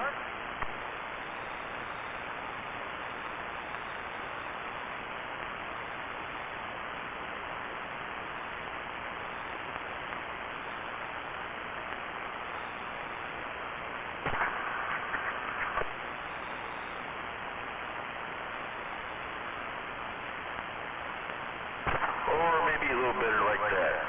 Or maybe it's worse. We'll find out.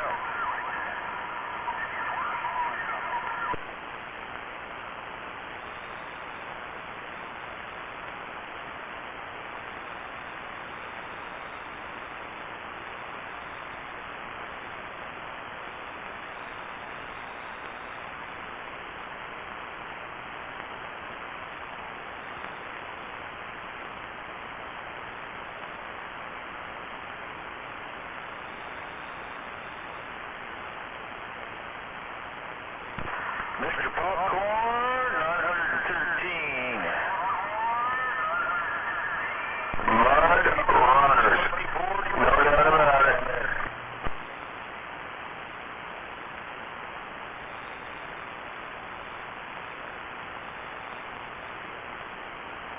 I know that Kia circuit right there, I just sent you a picture there, kilos, good for 500 watts input.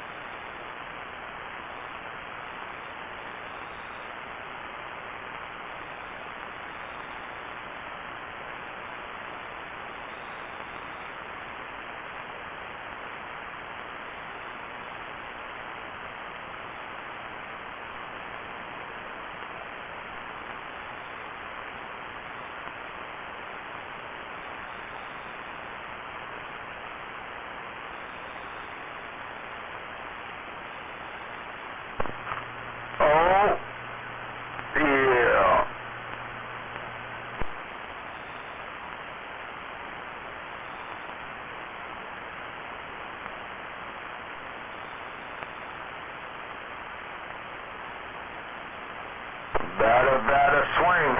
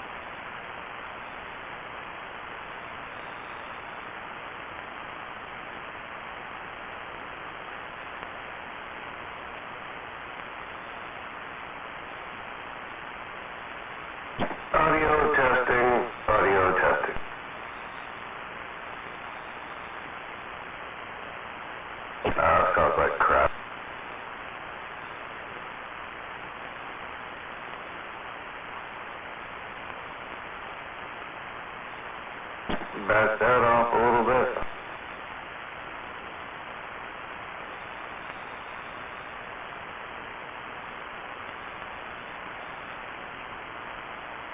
Back all that off a little bit.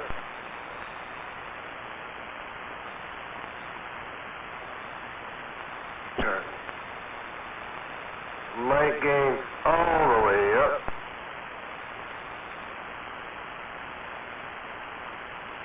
And there you go. Audio, audio, audio.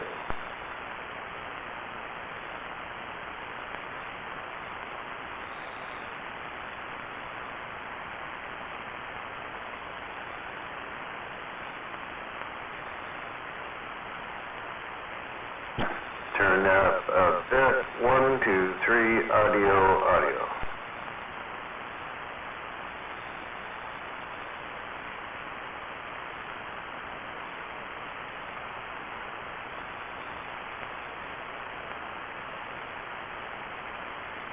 And there you go.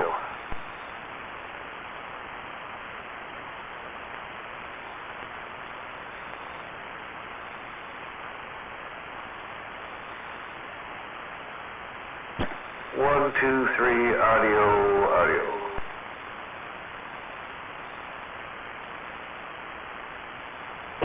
Getting down.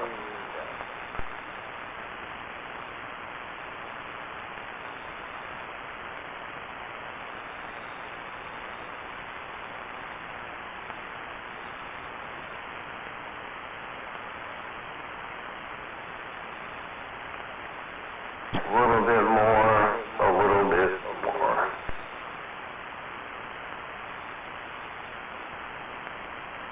One, two, three.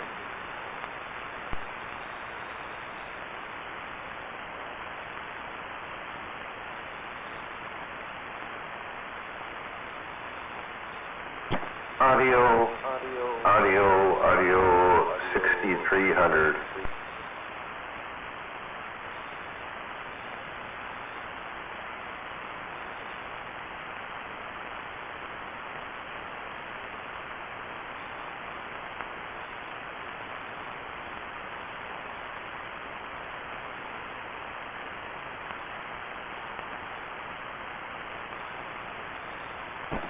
Dead heat.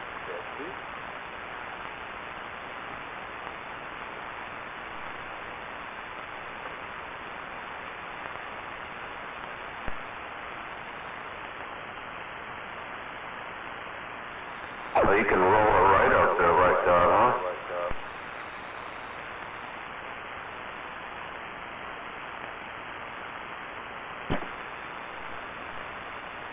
Dead heat.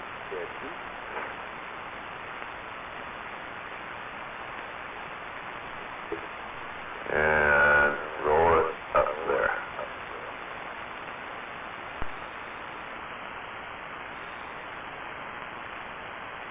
That's not bad for a dead heat.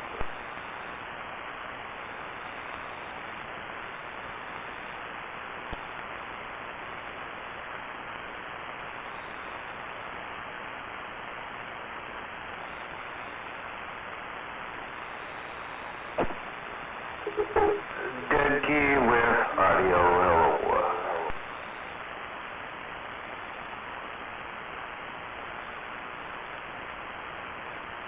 You gotta roll it up a little bit and get some real audio.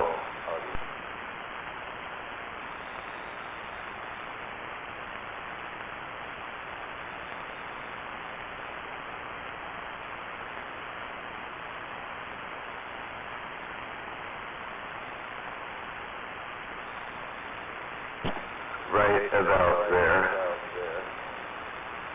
Getting down.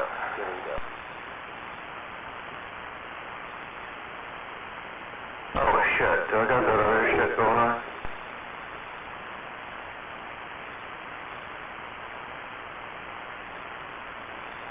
Yes, I do. Uh-oh, my bad.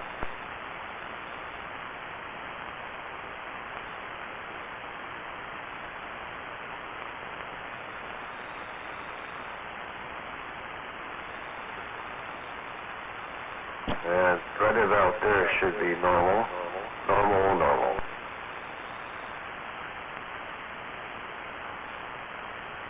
Oh, getting down.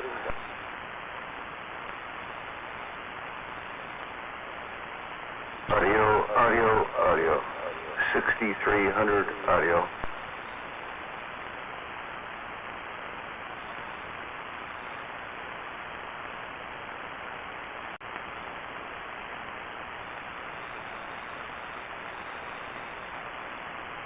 That's cranked all the way up.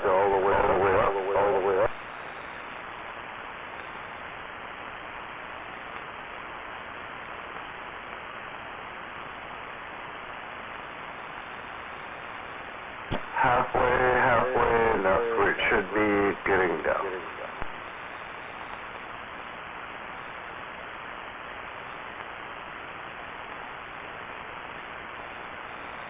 Back the mic gain off to about 3 o'clock, getting down.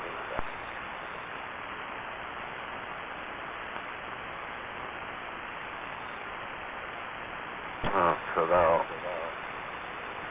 4 o'clock.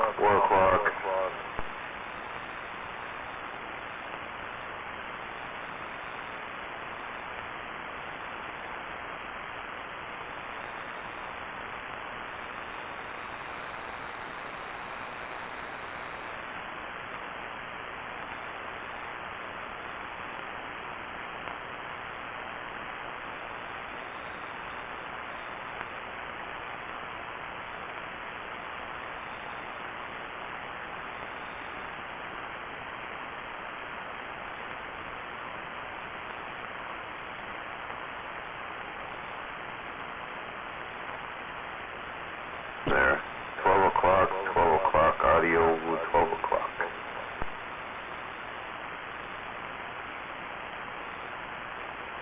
All I want to know, there you go, 12 o'clock, audio.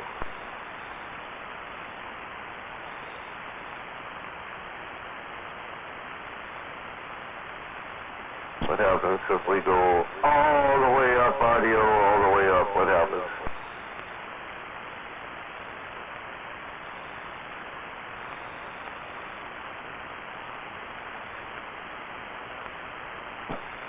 Key. And all the way up.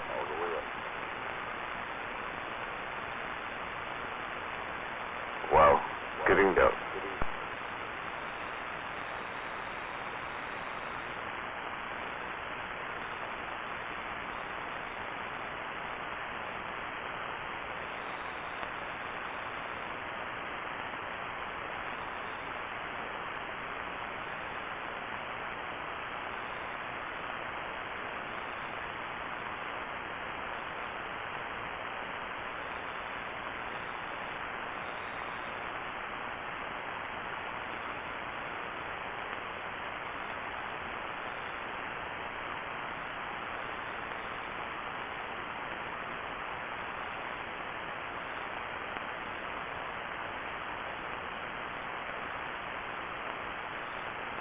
So, 3 o'clock mic in audio.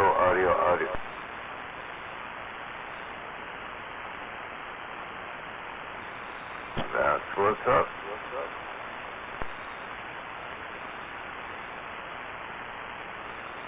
Getting down in T-Town. Audio.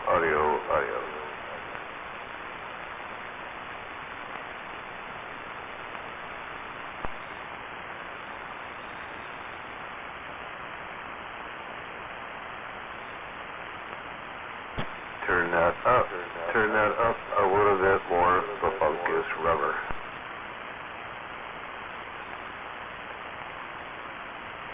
Audio, T-Town.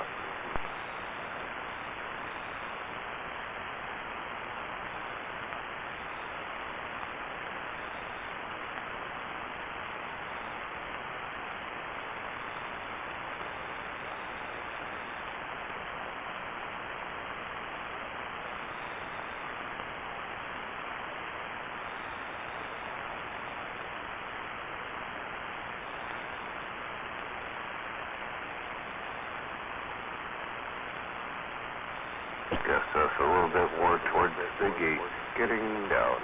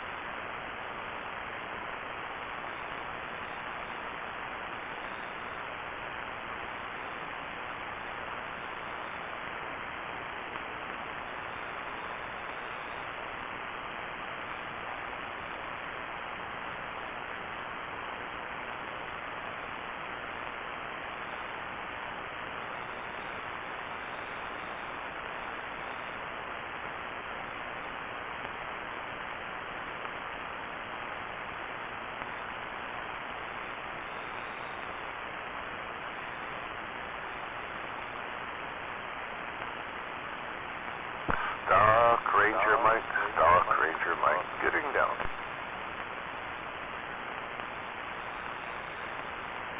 Oh, that's not bad. Stock Mike.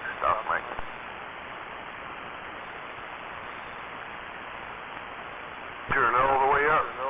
Stock Mike, getting down.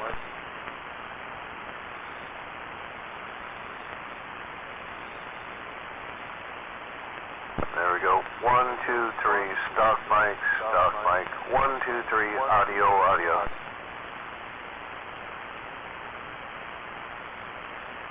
Oh, looks really good on the gate.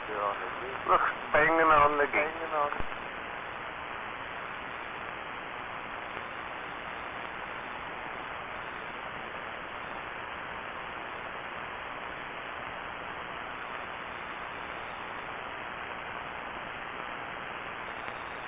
Stock Ranger Mike.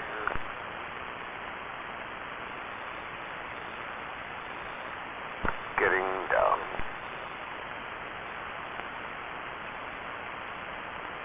Now pump it up. Right there, the funk is rubber.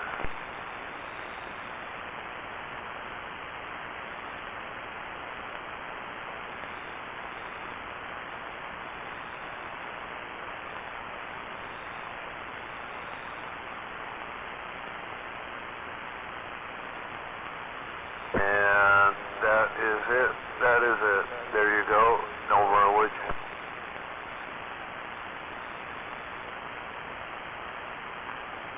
That'll work all day long. Getting down.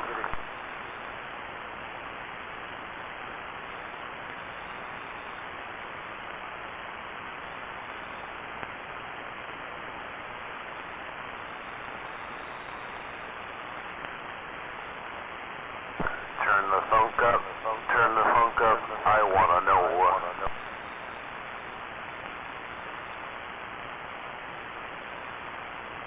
Turn the funk up.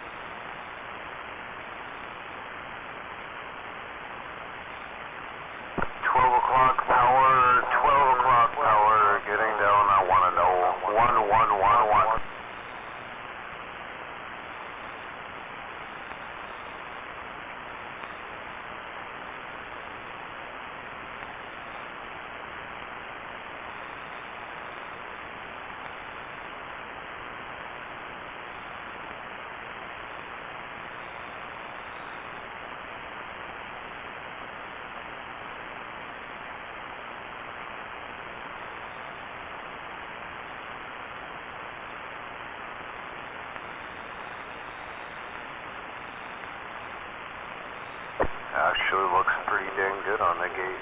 111, looking at the gate. Gate audio, 1111. Gate audio getting down.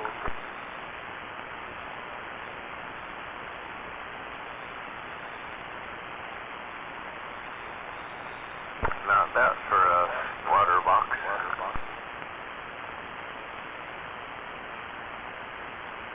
Oh, turn that off. God damn it.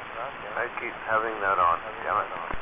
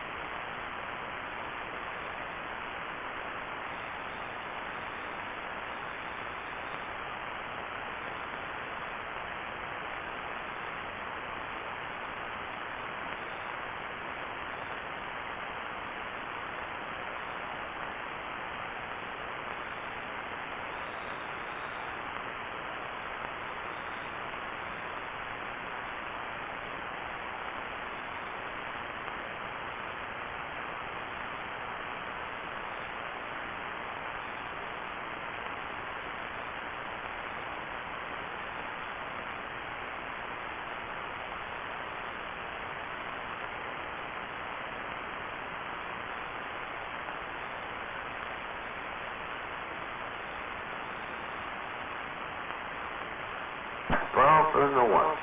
Bump the one.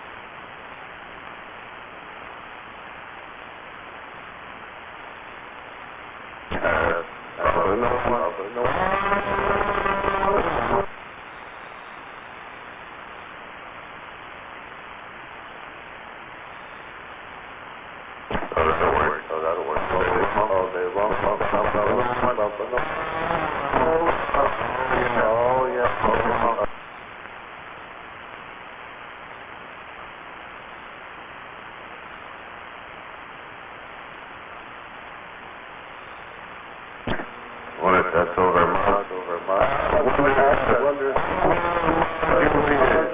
I want to know.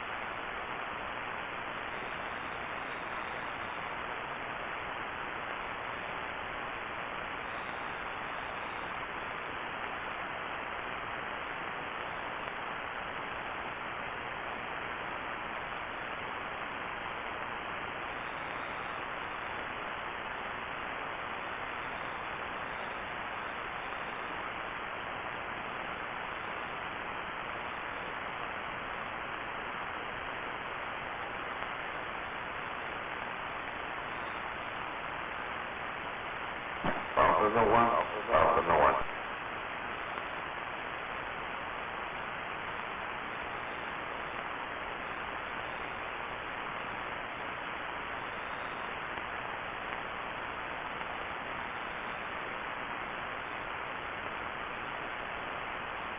Bumping the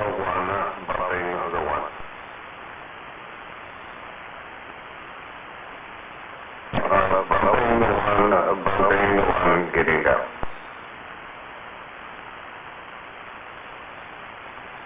Whoa, what the fuck happened there? Getting up.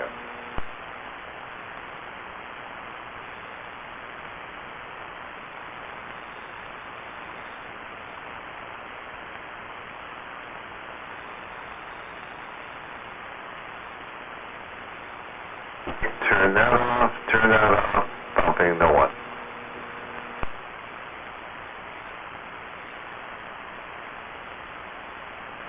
Are we overdriving?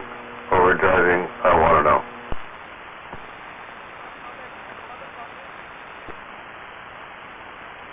Yeah, so like we're overdriving.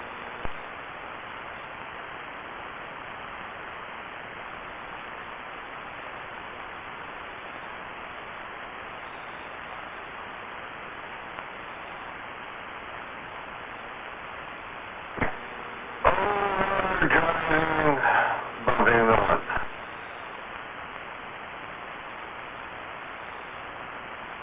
Yeah, definitely overdriving.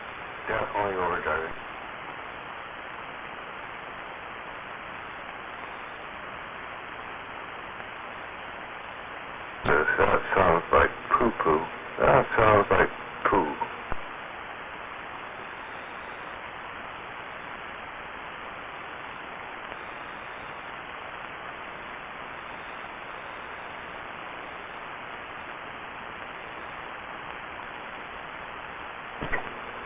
Nice swing, though. Nice solo swing. Sounds like crap.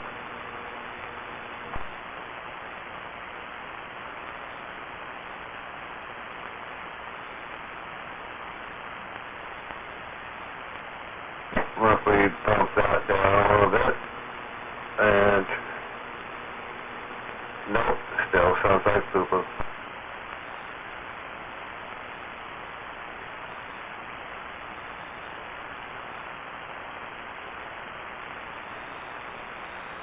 Bumping the one.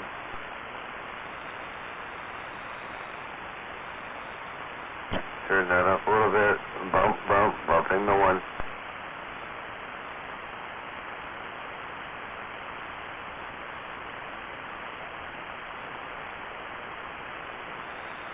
There we go, there we go. Nope, don't sound good. Actually, that sounds pretty freaking good.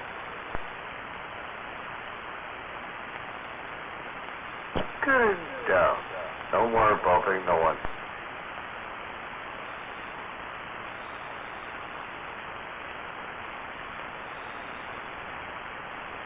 And then that sounds like absolute dookie. Dookie.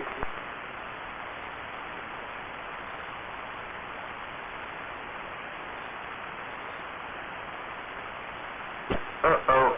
I fucked that up.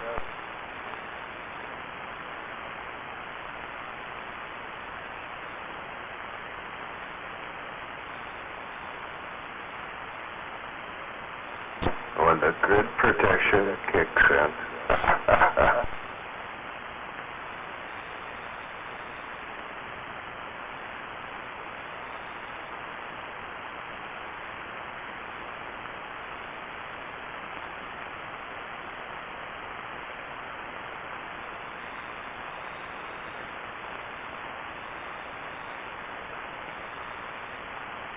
I actually got the grid protection to kick in. Wow.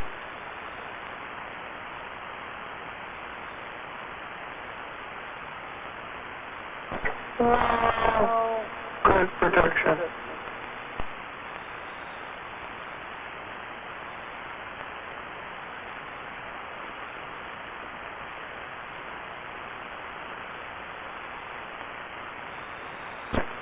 Deadbeat.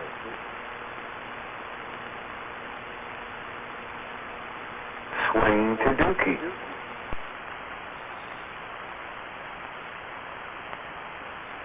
Oh, what the fuck? That should be getting down. Getting down.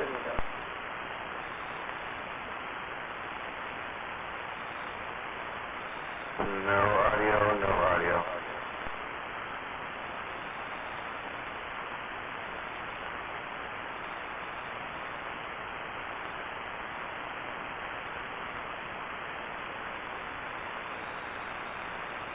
That's crazy insane.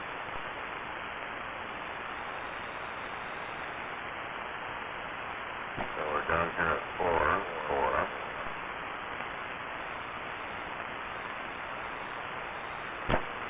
And then we go up like that. And where are we at?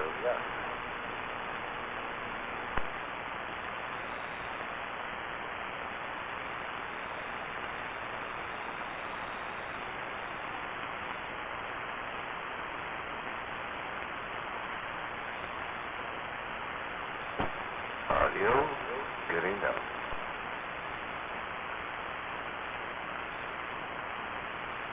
And audio swing, you little cod sticker, swing.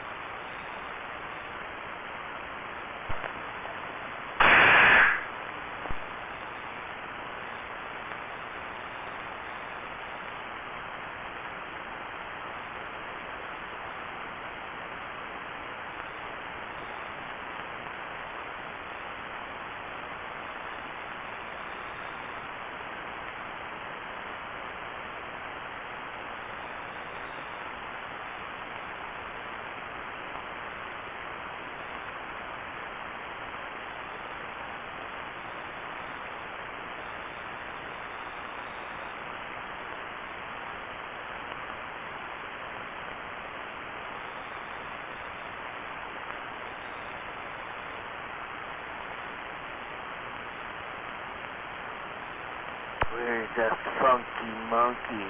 Go state the funky monkey.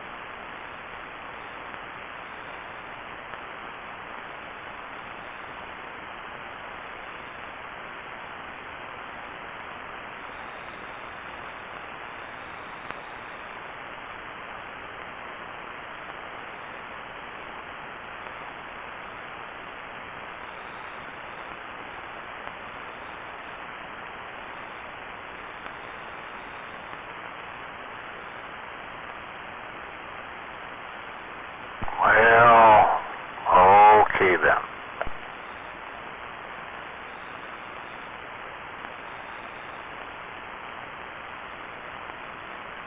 And I guess if nobody's going to come out and play, I'm going to pick up my marbles and go home.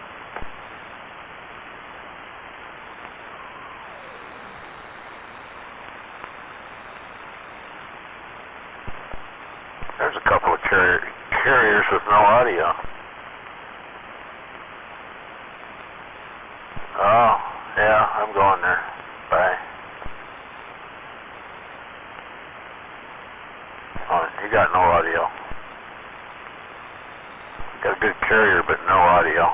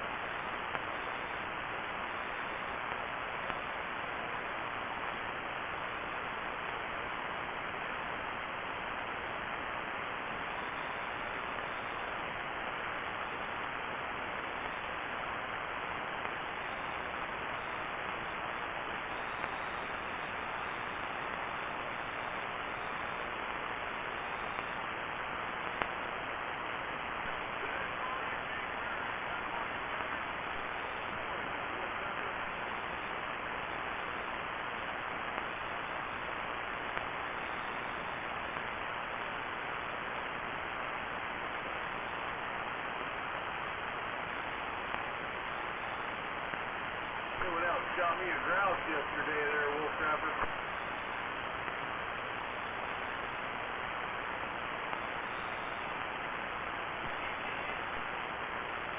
I did.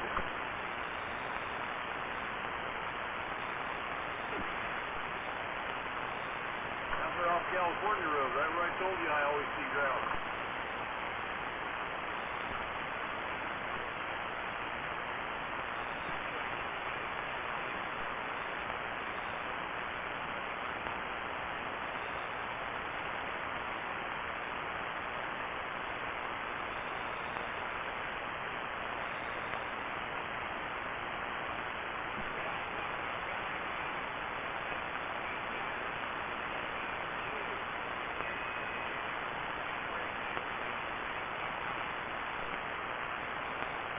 Yeah, I ain't shot blue in a long time.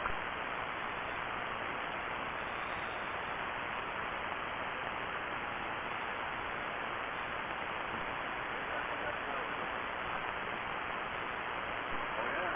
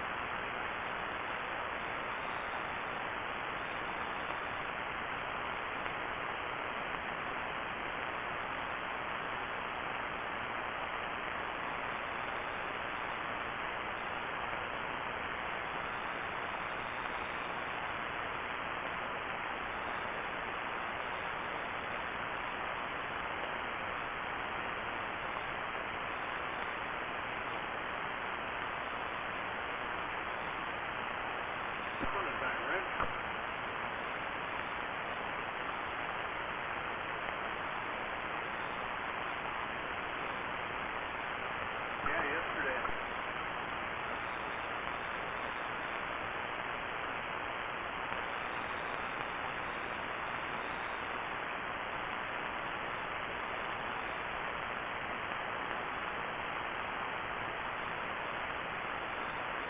I used to get lots of grouse. I don't get some anymore like I used to.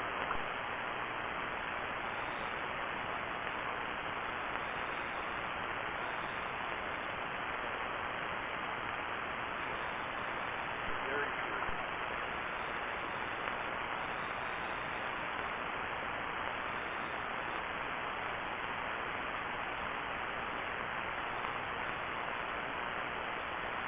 And Dayton Peak was always my favorite spot for blue grouse. The place is fucking loaded with them.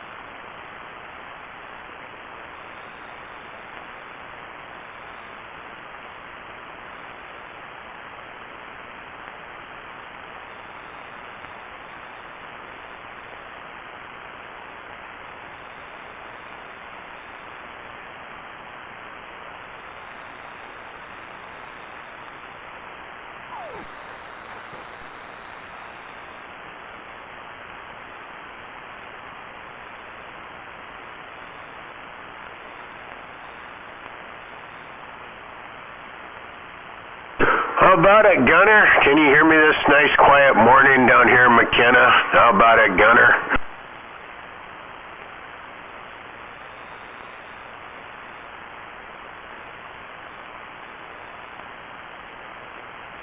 Well, I guess it doesn't work any better in Shelton there, does it, BS?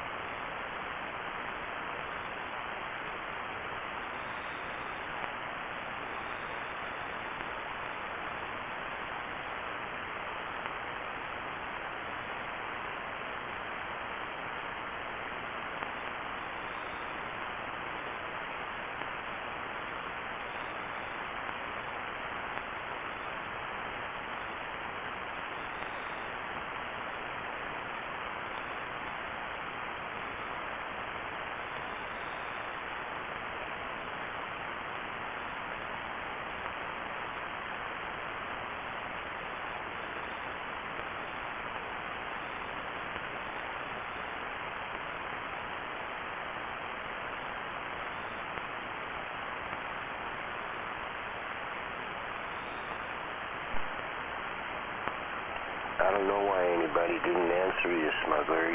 You're loud and clear. Sounds good. Now you're probably out feeding the cats, though, so oh well. Talk to you later. You know, I did that when I first got down here, but no, my static level's like nil. I mean, yeah, I got white noise, but it's not even it's not even at a 1.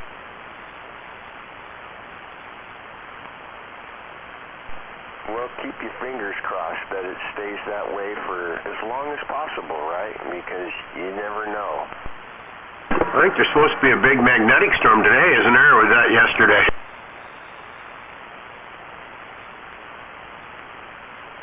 Oh, I don't know, smuggler. I haven't been playing radio, so I haven't been focusing on the radio wave news.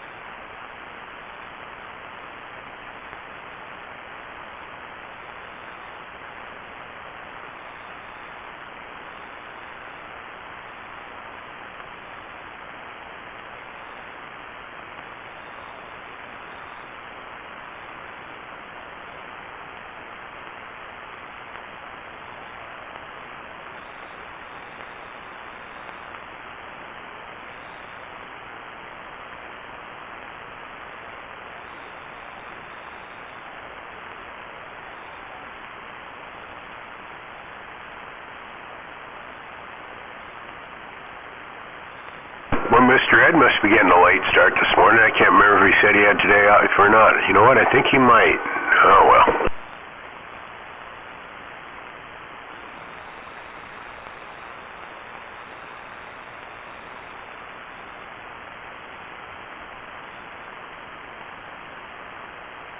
It is awful dead out there this morning, isn't it, Brother Sledge? No shoebox, no Mr. Ed, no G-Man. I didn't even hear Gunner, Big Bird, none of that, none of the Breakfast Club.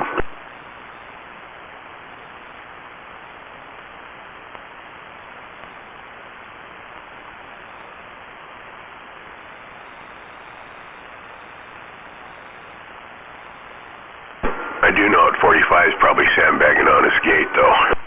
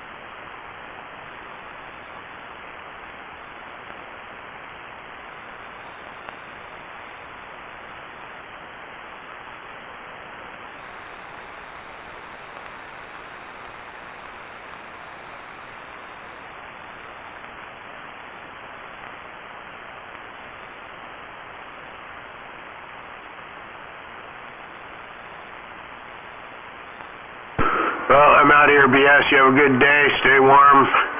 I know I'm going to do the same. Catch you later.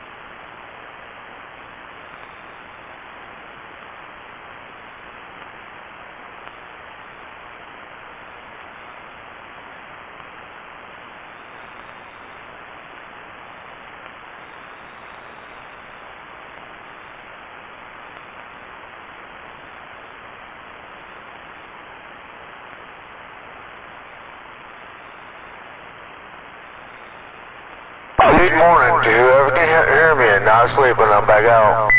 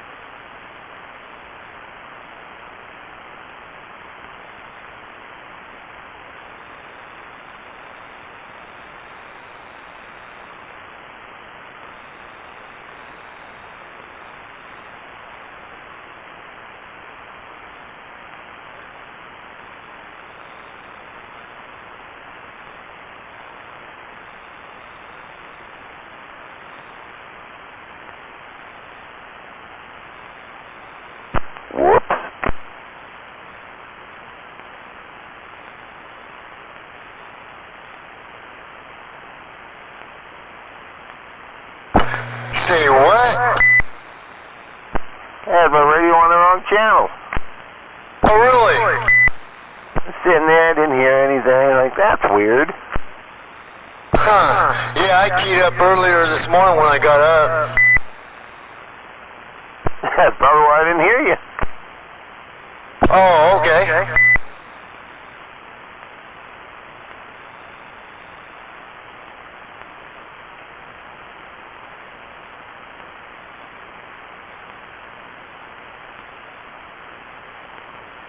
Yeah, it's kind of cold over here. Yeah, it's cold in here, man. I got the wood stove going and my propane head.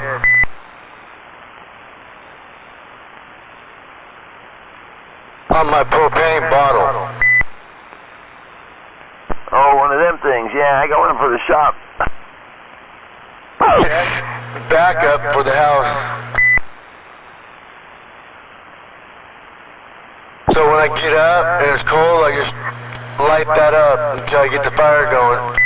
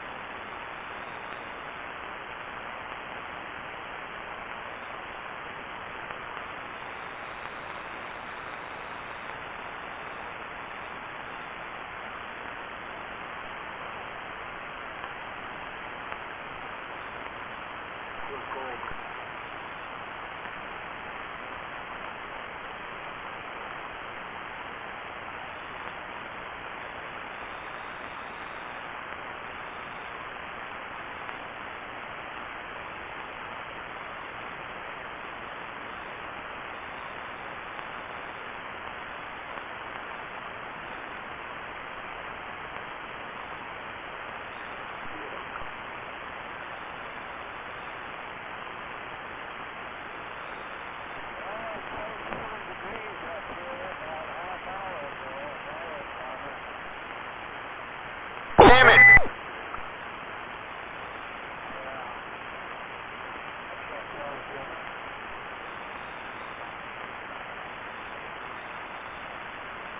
Gotta hate when it's 27, so do I.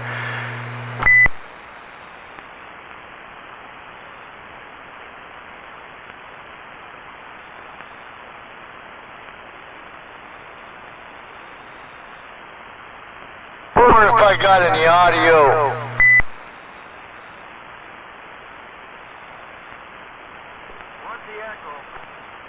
Oh, okay.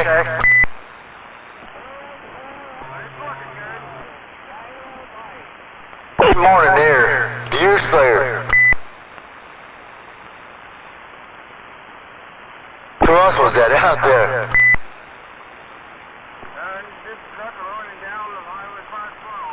Cool, 10-4. Hey, you're sounding good up here at the base of Mount Rainier. Yeah, I can hear you with no problem. Of course, I'm like 1,700 feet. you like it when we got elevation. Well, hell yeah, I haven't even stepped outside. I stepped out my bedroom and it was cold.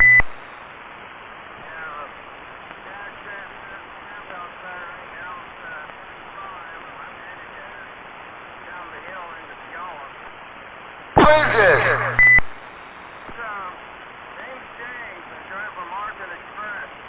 Oh, okay. They call me Dynamite up here.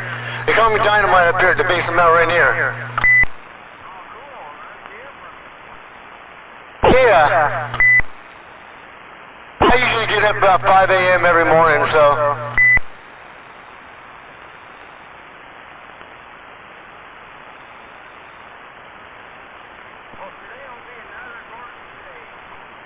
Oh, yeah.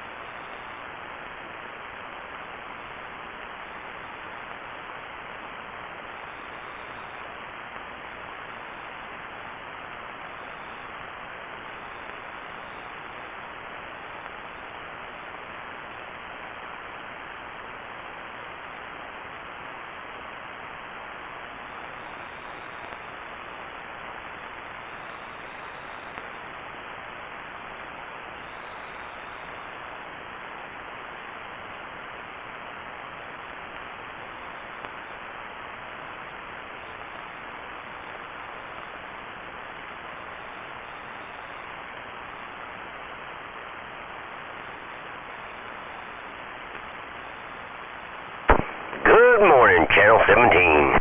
Morning, Snake. Morning, Snake. Good morning.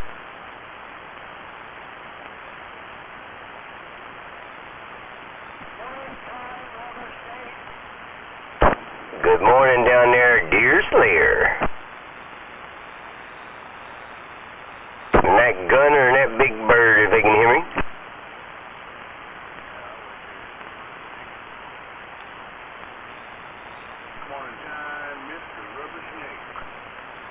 Yeah, it's a little cold out here.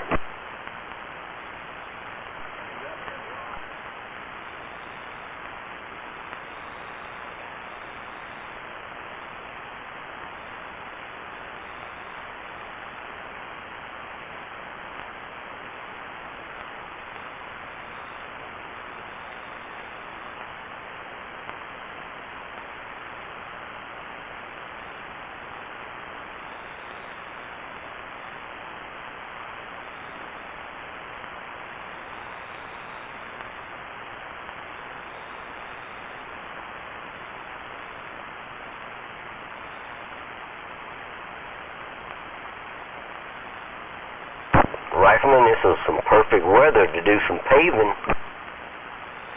Oh yeah, you can't beat it.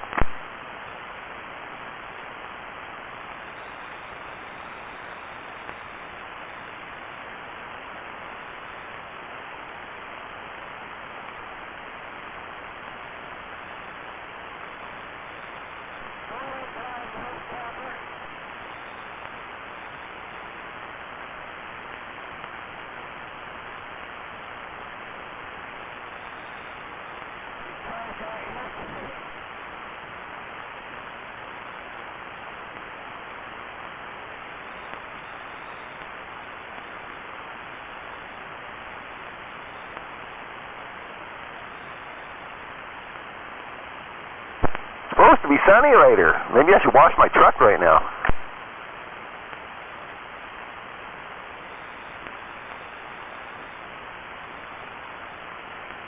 Yeah, go ahead.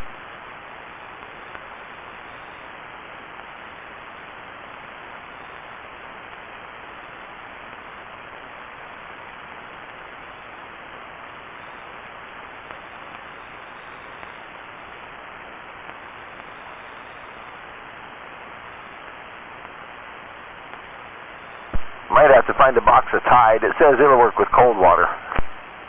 Yeah, make sure you use the little pods.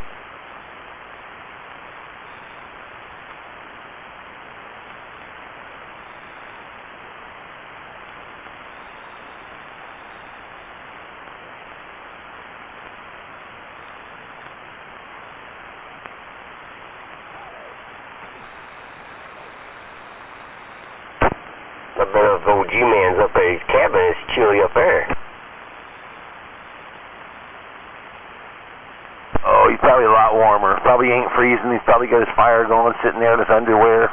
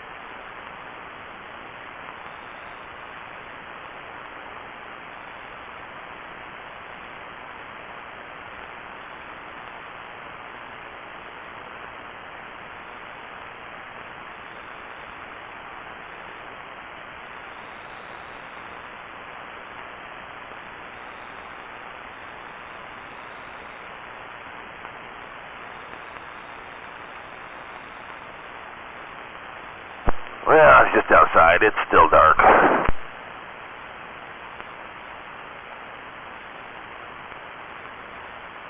Yeah, it stays dark till shit like 8 o'clock now.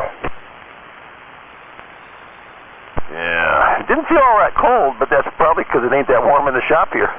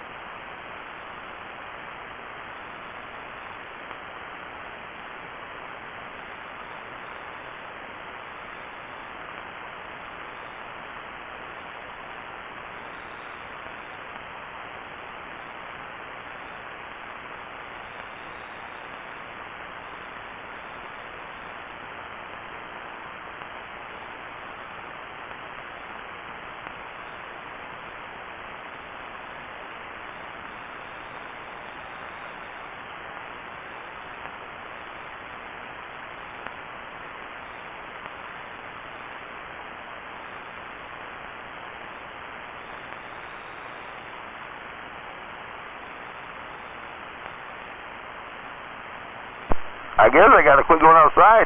It's depressing. I bet. Very depressing.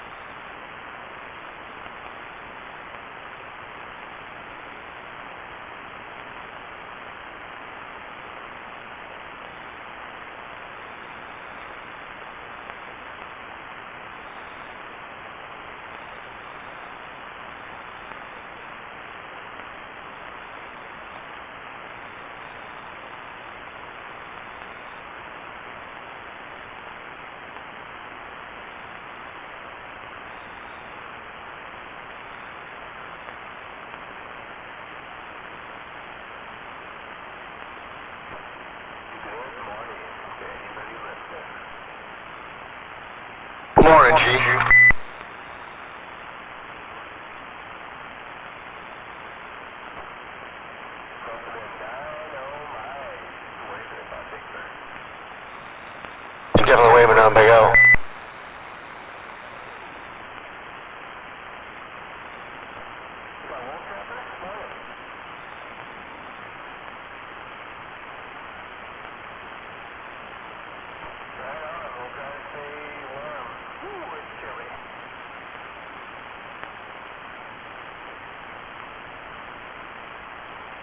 Waving at that G-Man from the frozen plains of McKenna.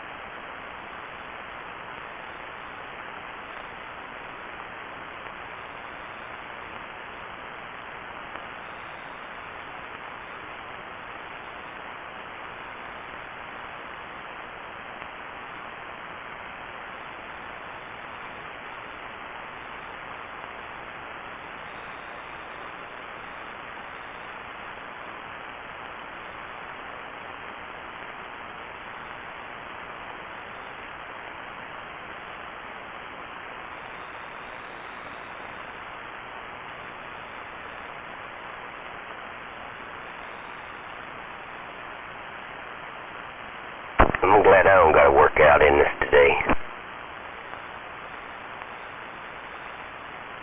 Oh, where's your sense of adventure?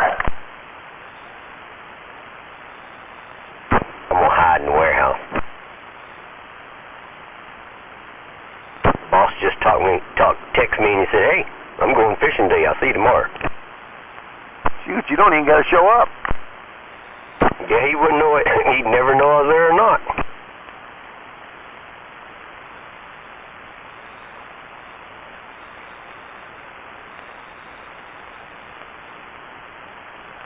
Yeah, I saw a lot of boats on the roads. I think it was Saturday morning, too. Yeah, I don't know where he's going, but, man, he said he's been killing it.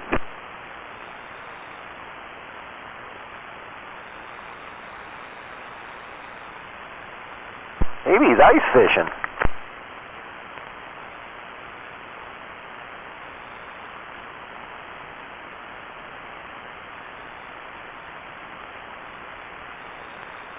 You know, I love to fish, but I don't know if I'd be out there in this.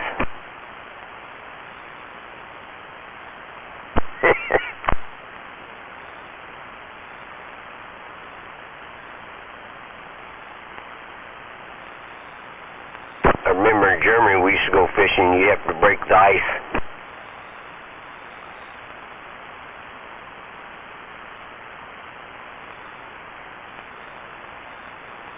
Are you having a memory? Why, yes I am there, BS. Good morning. Oh, good morning. When you say good morning, that's a good sign that you're not having a PTSD memory, so I'm a lot happier now. Yeah, not having them. These are good memories. That's a good memory, breaking the ice while you're going fishing. No, that was not my favorite fishing memory at all.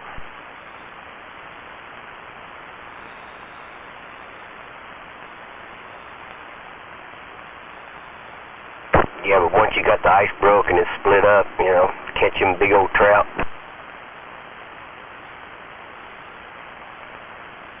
No, my memory of that was I'm wanting this way too fucking bad to be standing out here freezing my ass off. My guy's little eyes on my pole are frozen, the line is frozen, the water's frozen, I'm an idiot, and I went home. I should have.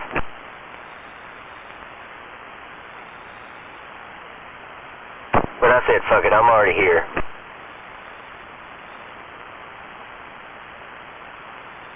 Yeah, I did that too, you know, and then, you know, the guys that are with you try to build a fire. Well, guess what? That doesn't work worth a shit.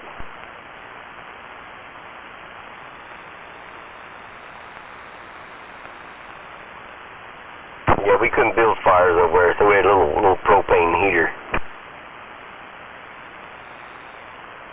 Okay, I'm done with the fishing adventure. Okay, I can play that on the video game. I don't need any relives.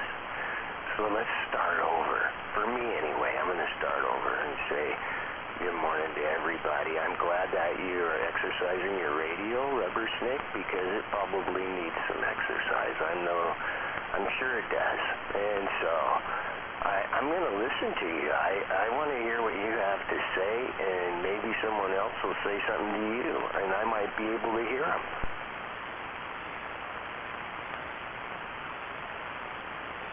Yeah, I gotta meet up with G and give him that antenna so you can go up there and put it up. Okay, that works. Well, Maytag has a friend that murdered somebody, Rubber Snake. You know, assisted suicide, but you can't do assisted suicide because they'll charge you with murder. You have to actually, you know, I don't know how you do it where you get away with it. I don't know. But it happens. There's a way somehow. I think maybe if you just run them over, then that wouldn't be murder.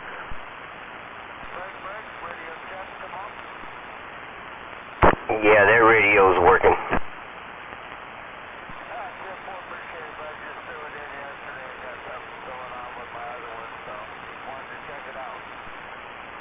Check, check.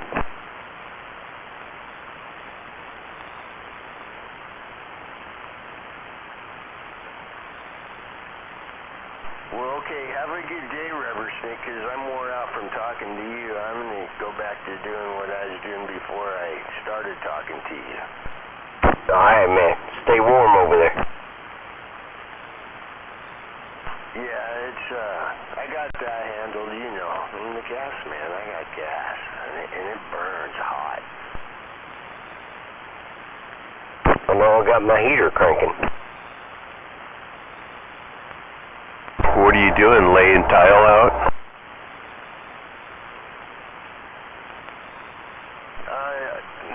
Well, it is laid out because I never picked it up. But I am going to try to do that this morning. Do you think I should turn up the heat even hotter and so that it's hot in there, you know, for everything to be warmer? No, I don't think so. Oh, good, because I would have been sweating bad. Did you watch lots of videos? Well, you know, a while back I did. I'm just, what I see in my mind is that I probably should make a straight line and put some tape down for the top edge, right? But I don't want it, because it's, fuck that. I don't know. There's more work. So, I was going to eyeball it, and I get the little scraper thing for $2, man. You know, plastic, you know, and I can pick which ones. And so I'm going to just smear that from the left to the right, and get that on there and gooey shit, and then put the spacers down, and then stick the fucking tile in there, right? That's what you do, right? Yeah, you want to do some put it on both the wall and or the counter or whatever, and the tile.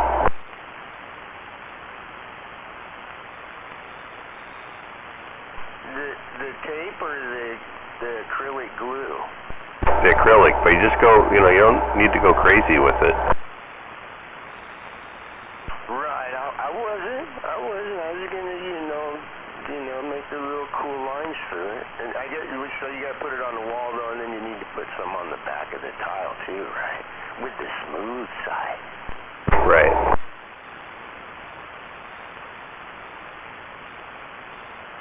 You know, the worst thing I can do is fuck it up, right? You won't screw it up. It's just as long as you got your little 1/8" spacers or whatever you're going to use for your spacing, yeah, it'll be fine.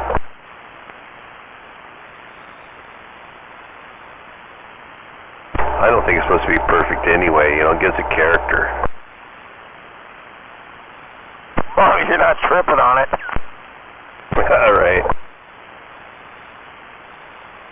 Well, I definitely took care of the character part then, so we're good on that. And now Rubber Snake knows I'm working today, so that really sucks. You gotta send me a picture of the finished product.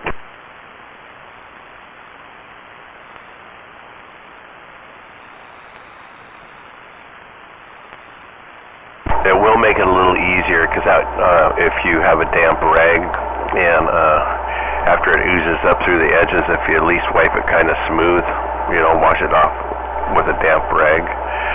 So when you go to grout, you know, if you wait till it gets super hard, it's harder to clean out all the grout lines. But if you wipe it kind of smooth with a damp rag, it makes it a lot easier. Well, what about my special sponge? I got 2 of them because I fucked up and forgot I already bought one. You know, the special sponge. Yeah, you can use that if you want.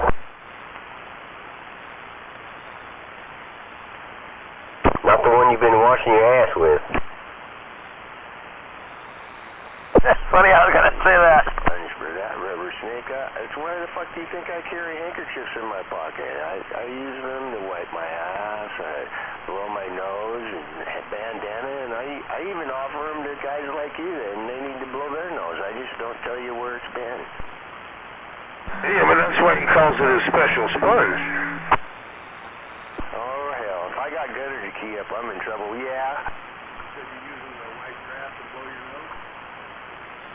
Well, actually the reverse. Hopefully not in that order.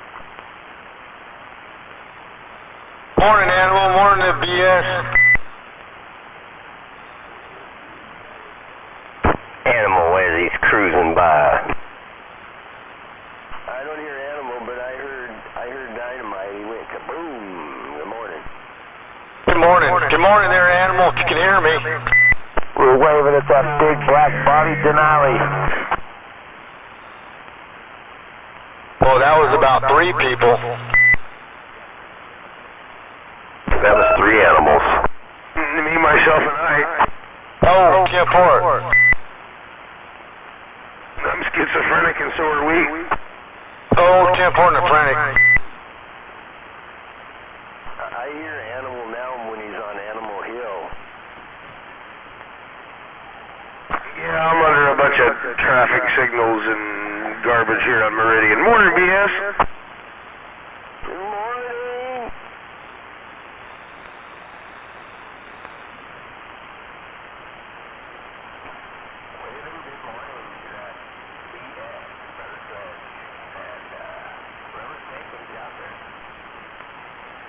Is that you, dumpster fire? You want me to drop those key-off circuits in that mailbox, G? What was that, Shoe? You want me to drop those key-off circuits in that mailbox in a baggie or something? You can dump those in the black one next to it. Get the radio out of the white one and put those in the black one. Yeah, you can just put it in the white one. Yeah, that'll be fine. He goes either way. I'll just put them in an envelope that says G on it, right? Okay. Morning there, Shoe. Morning, fellas.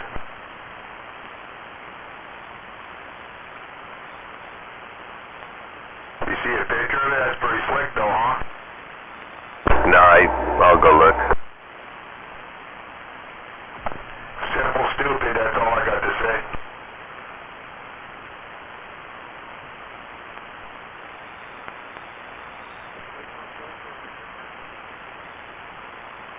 Only one resistor and a small transistor.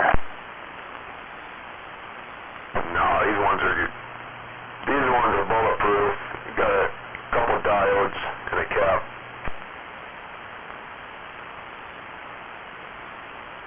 Yeah, for sure, I like that. Right? Glue it right to the little relay leg and it's all nice and clean. Yeah. Yeah, that looks nice. And then when you hook that ground wire up to the toggle switch and your power, and somebody keys up, it doesn't blow it out. You remember like in a competition when you're keying, somebody be blowing shit out? Yeah. Yeah, that looks really sweet.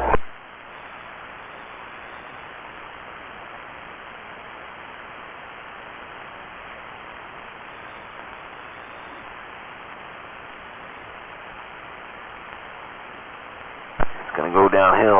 G just started looking at circuit point in the morning. You can do all kinds of things that are a little set up there. Little mod lights, meters, whatever.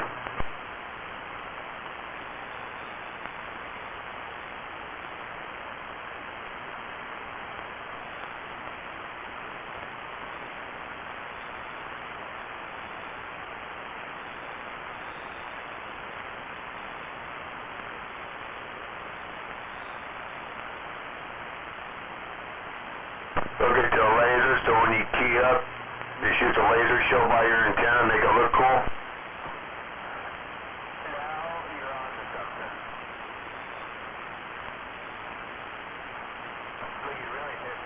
Put a couple drag queen video hologram up there so when you key up.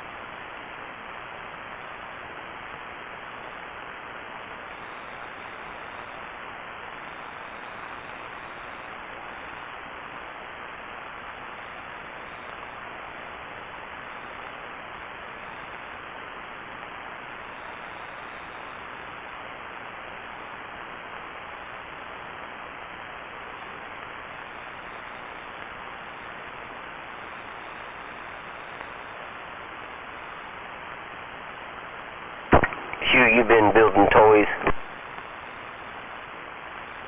Oh, you know, them picking my brains on being the mad scientist last night for a minute. You know them fucking cheesy ass 222 transistors they use for key-ups, you know, so you run like 10 watts into them or something, your key-up circuit blows out. These ones are good for about 500, bird.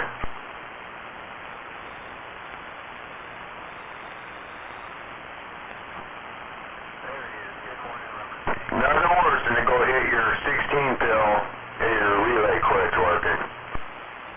Yep. Good morning down there, dumpster fire.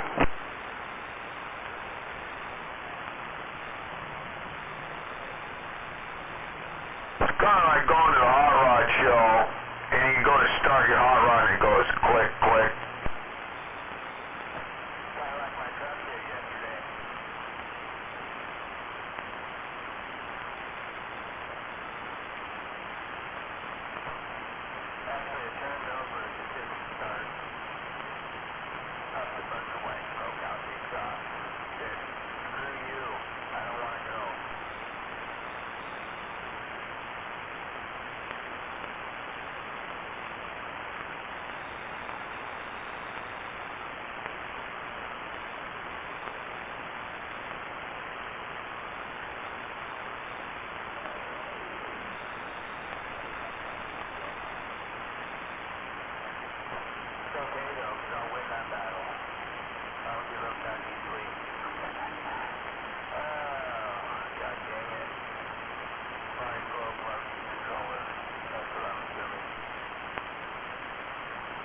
Hey, sure you remember that box that Slam Dunks had that you put all those, whatever, resistors, capacitors or something in there so he quit blowing it up?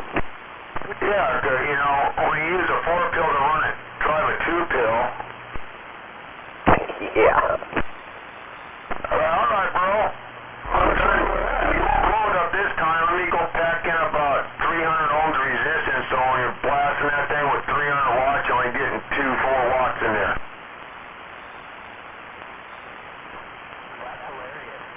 Yeah, I opened that thing up one time after I got it, and I was looking at it, I said, God damn.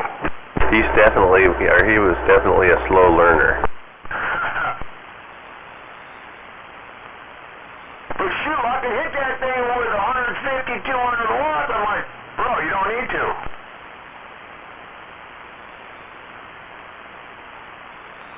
But it's taking it, Shoe.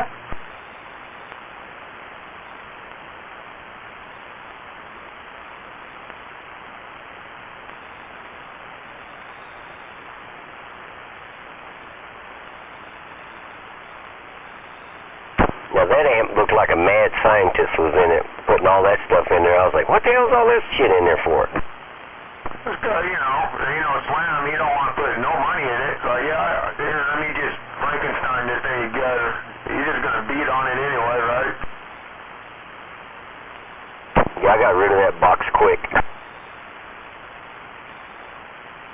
Fuck, now it's worth fucking $600 with those 2879s in it.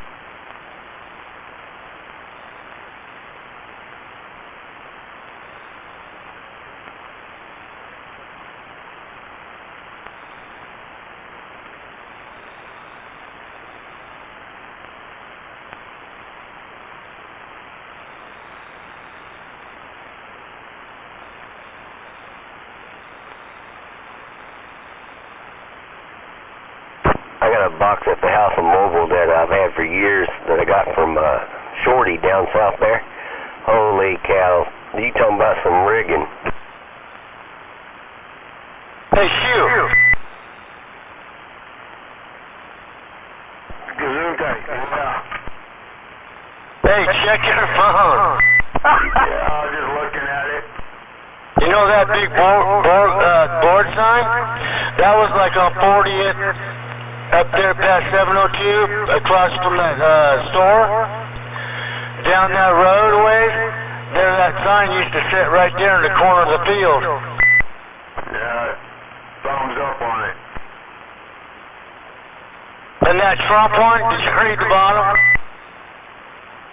Yeah. Is that badass or what? That's how you gotta roll. Hell yeah, they shouldn't let him roll that way though, because you know what? He had almost all those guys in control. That's what he could do, you know, businessman. Well, don't forget in the playbook, you know, we got out of war for 9 months, and now we're back in the Middle East we got 2 wars going on. We're funding both sides. And then Taiwan's, we're going to be in that one, and we'll be funding both sides of that too. And then they're going to sit there and go, oh, we're in war, man. Everything canceled, man. And that's when the fucking president says, oh, all your rights are gone and shit, we're at war, blah, blah, blah. So you got that in the playbook. Don't forget Iran. What's the word I'm looking for?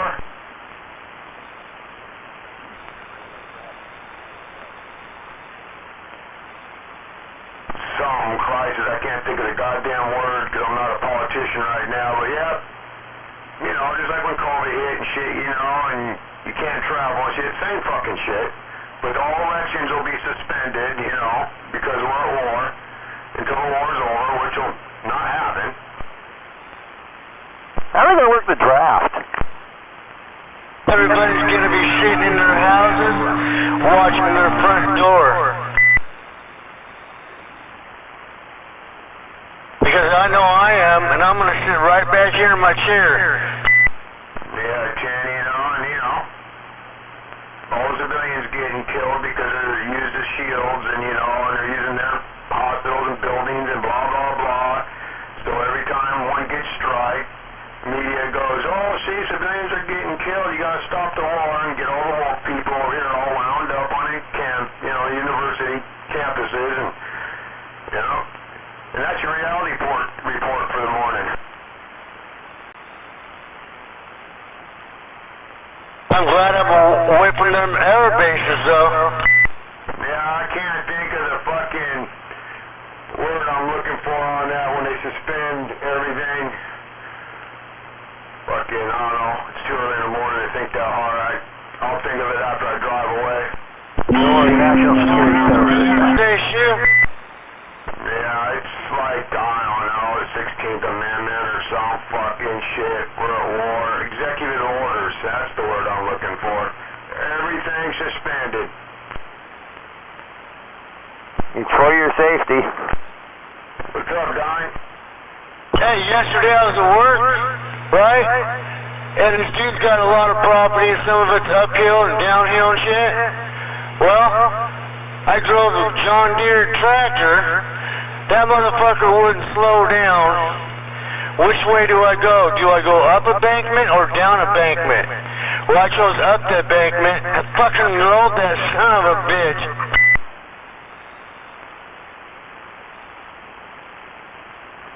You rolled it? Yeah, because it didn't have no drive, it didn't have no brakes, you know, and when I drove it the last time it did. Well, the boss was pretty upset. But you know what I told him? I said, you know, you see what you're driving? Those, what is it fucking... Damn it. I know it's early. I struggled on the word there too. So now it's a John Doe tractor. Or a Bambi tractor. No, man, it was pretty fucked up. Man, like, oh. What are those big name fucking tractors? Kubotas. He was on a Kubota, 4 times bigger than mine. And I'm sitting there, I'm fucking catching up speed. I didn't want to wreck into them, you know. Kubotas are like 15 grand just for the lawnmowers. And you know, I didn't want to wreck him, so I fucking turned up the embankment and fucking rolled. But I'm not gonna run into that mower he's got, you know.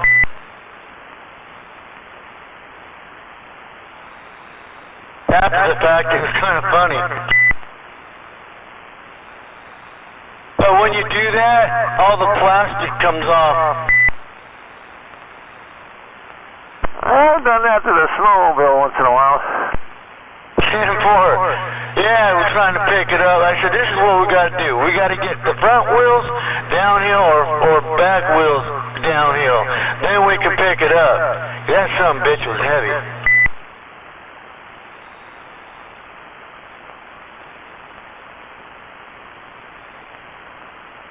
Then he got on it, and he found out it didn't have a driver brakes. So he had to end up we had to end up pushing that thing down to the house. Luckily, it was all downhill. It moved when it wasn't running? No, well, we pushed it. He ran it, but then he found out it didn't have no drive belt on it. He found out it didn't have brakes. So he didn't go down the way we were going to go down. He went down a smaller hill, not as steep. Oh, Ken. It wasn't like the new one that run off hydraulics then. Oh, yeah, this is an older John Deere. Kubota's brand new. You know, just think if I would have went straight and ran into him, that Kubota would have to go to the shop. Right. And he finally understood what I was saying after the fact, and when he cooled down a little bit, yeah, he understood what I was saying. Alright, man, I'll be off for a minute. Go jump in the truck and get rolling. Go pour some more coffee. 10-4, we'll talk. You gotta talk to me about you know what. Don't be stepping on him, Dino. About what I was talking about yesterday.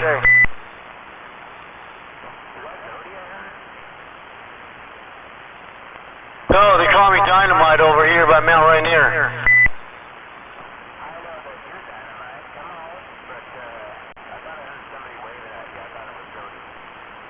Oh, I'd hear Zodiac, definitely. Probably Wiener.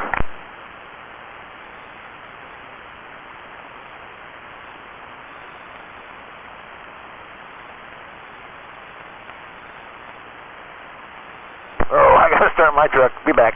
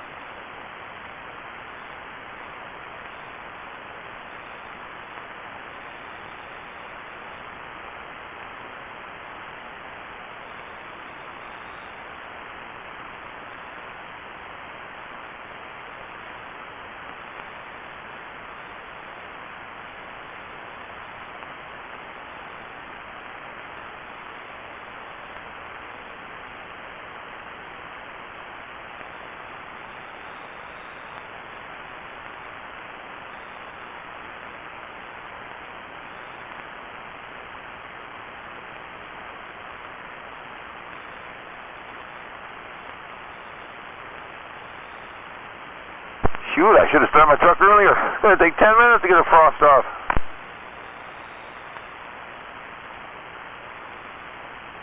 It was definitely a slow melt this morning. Good Lord. Oh, yeah, you got to be an animal to be out there. Yeah, making my way to chase another 50 cents for the day. Oh, you got a pay raise. Yeah, sure.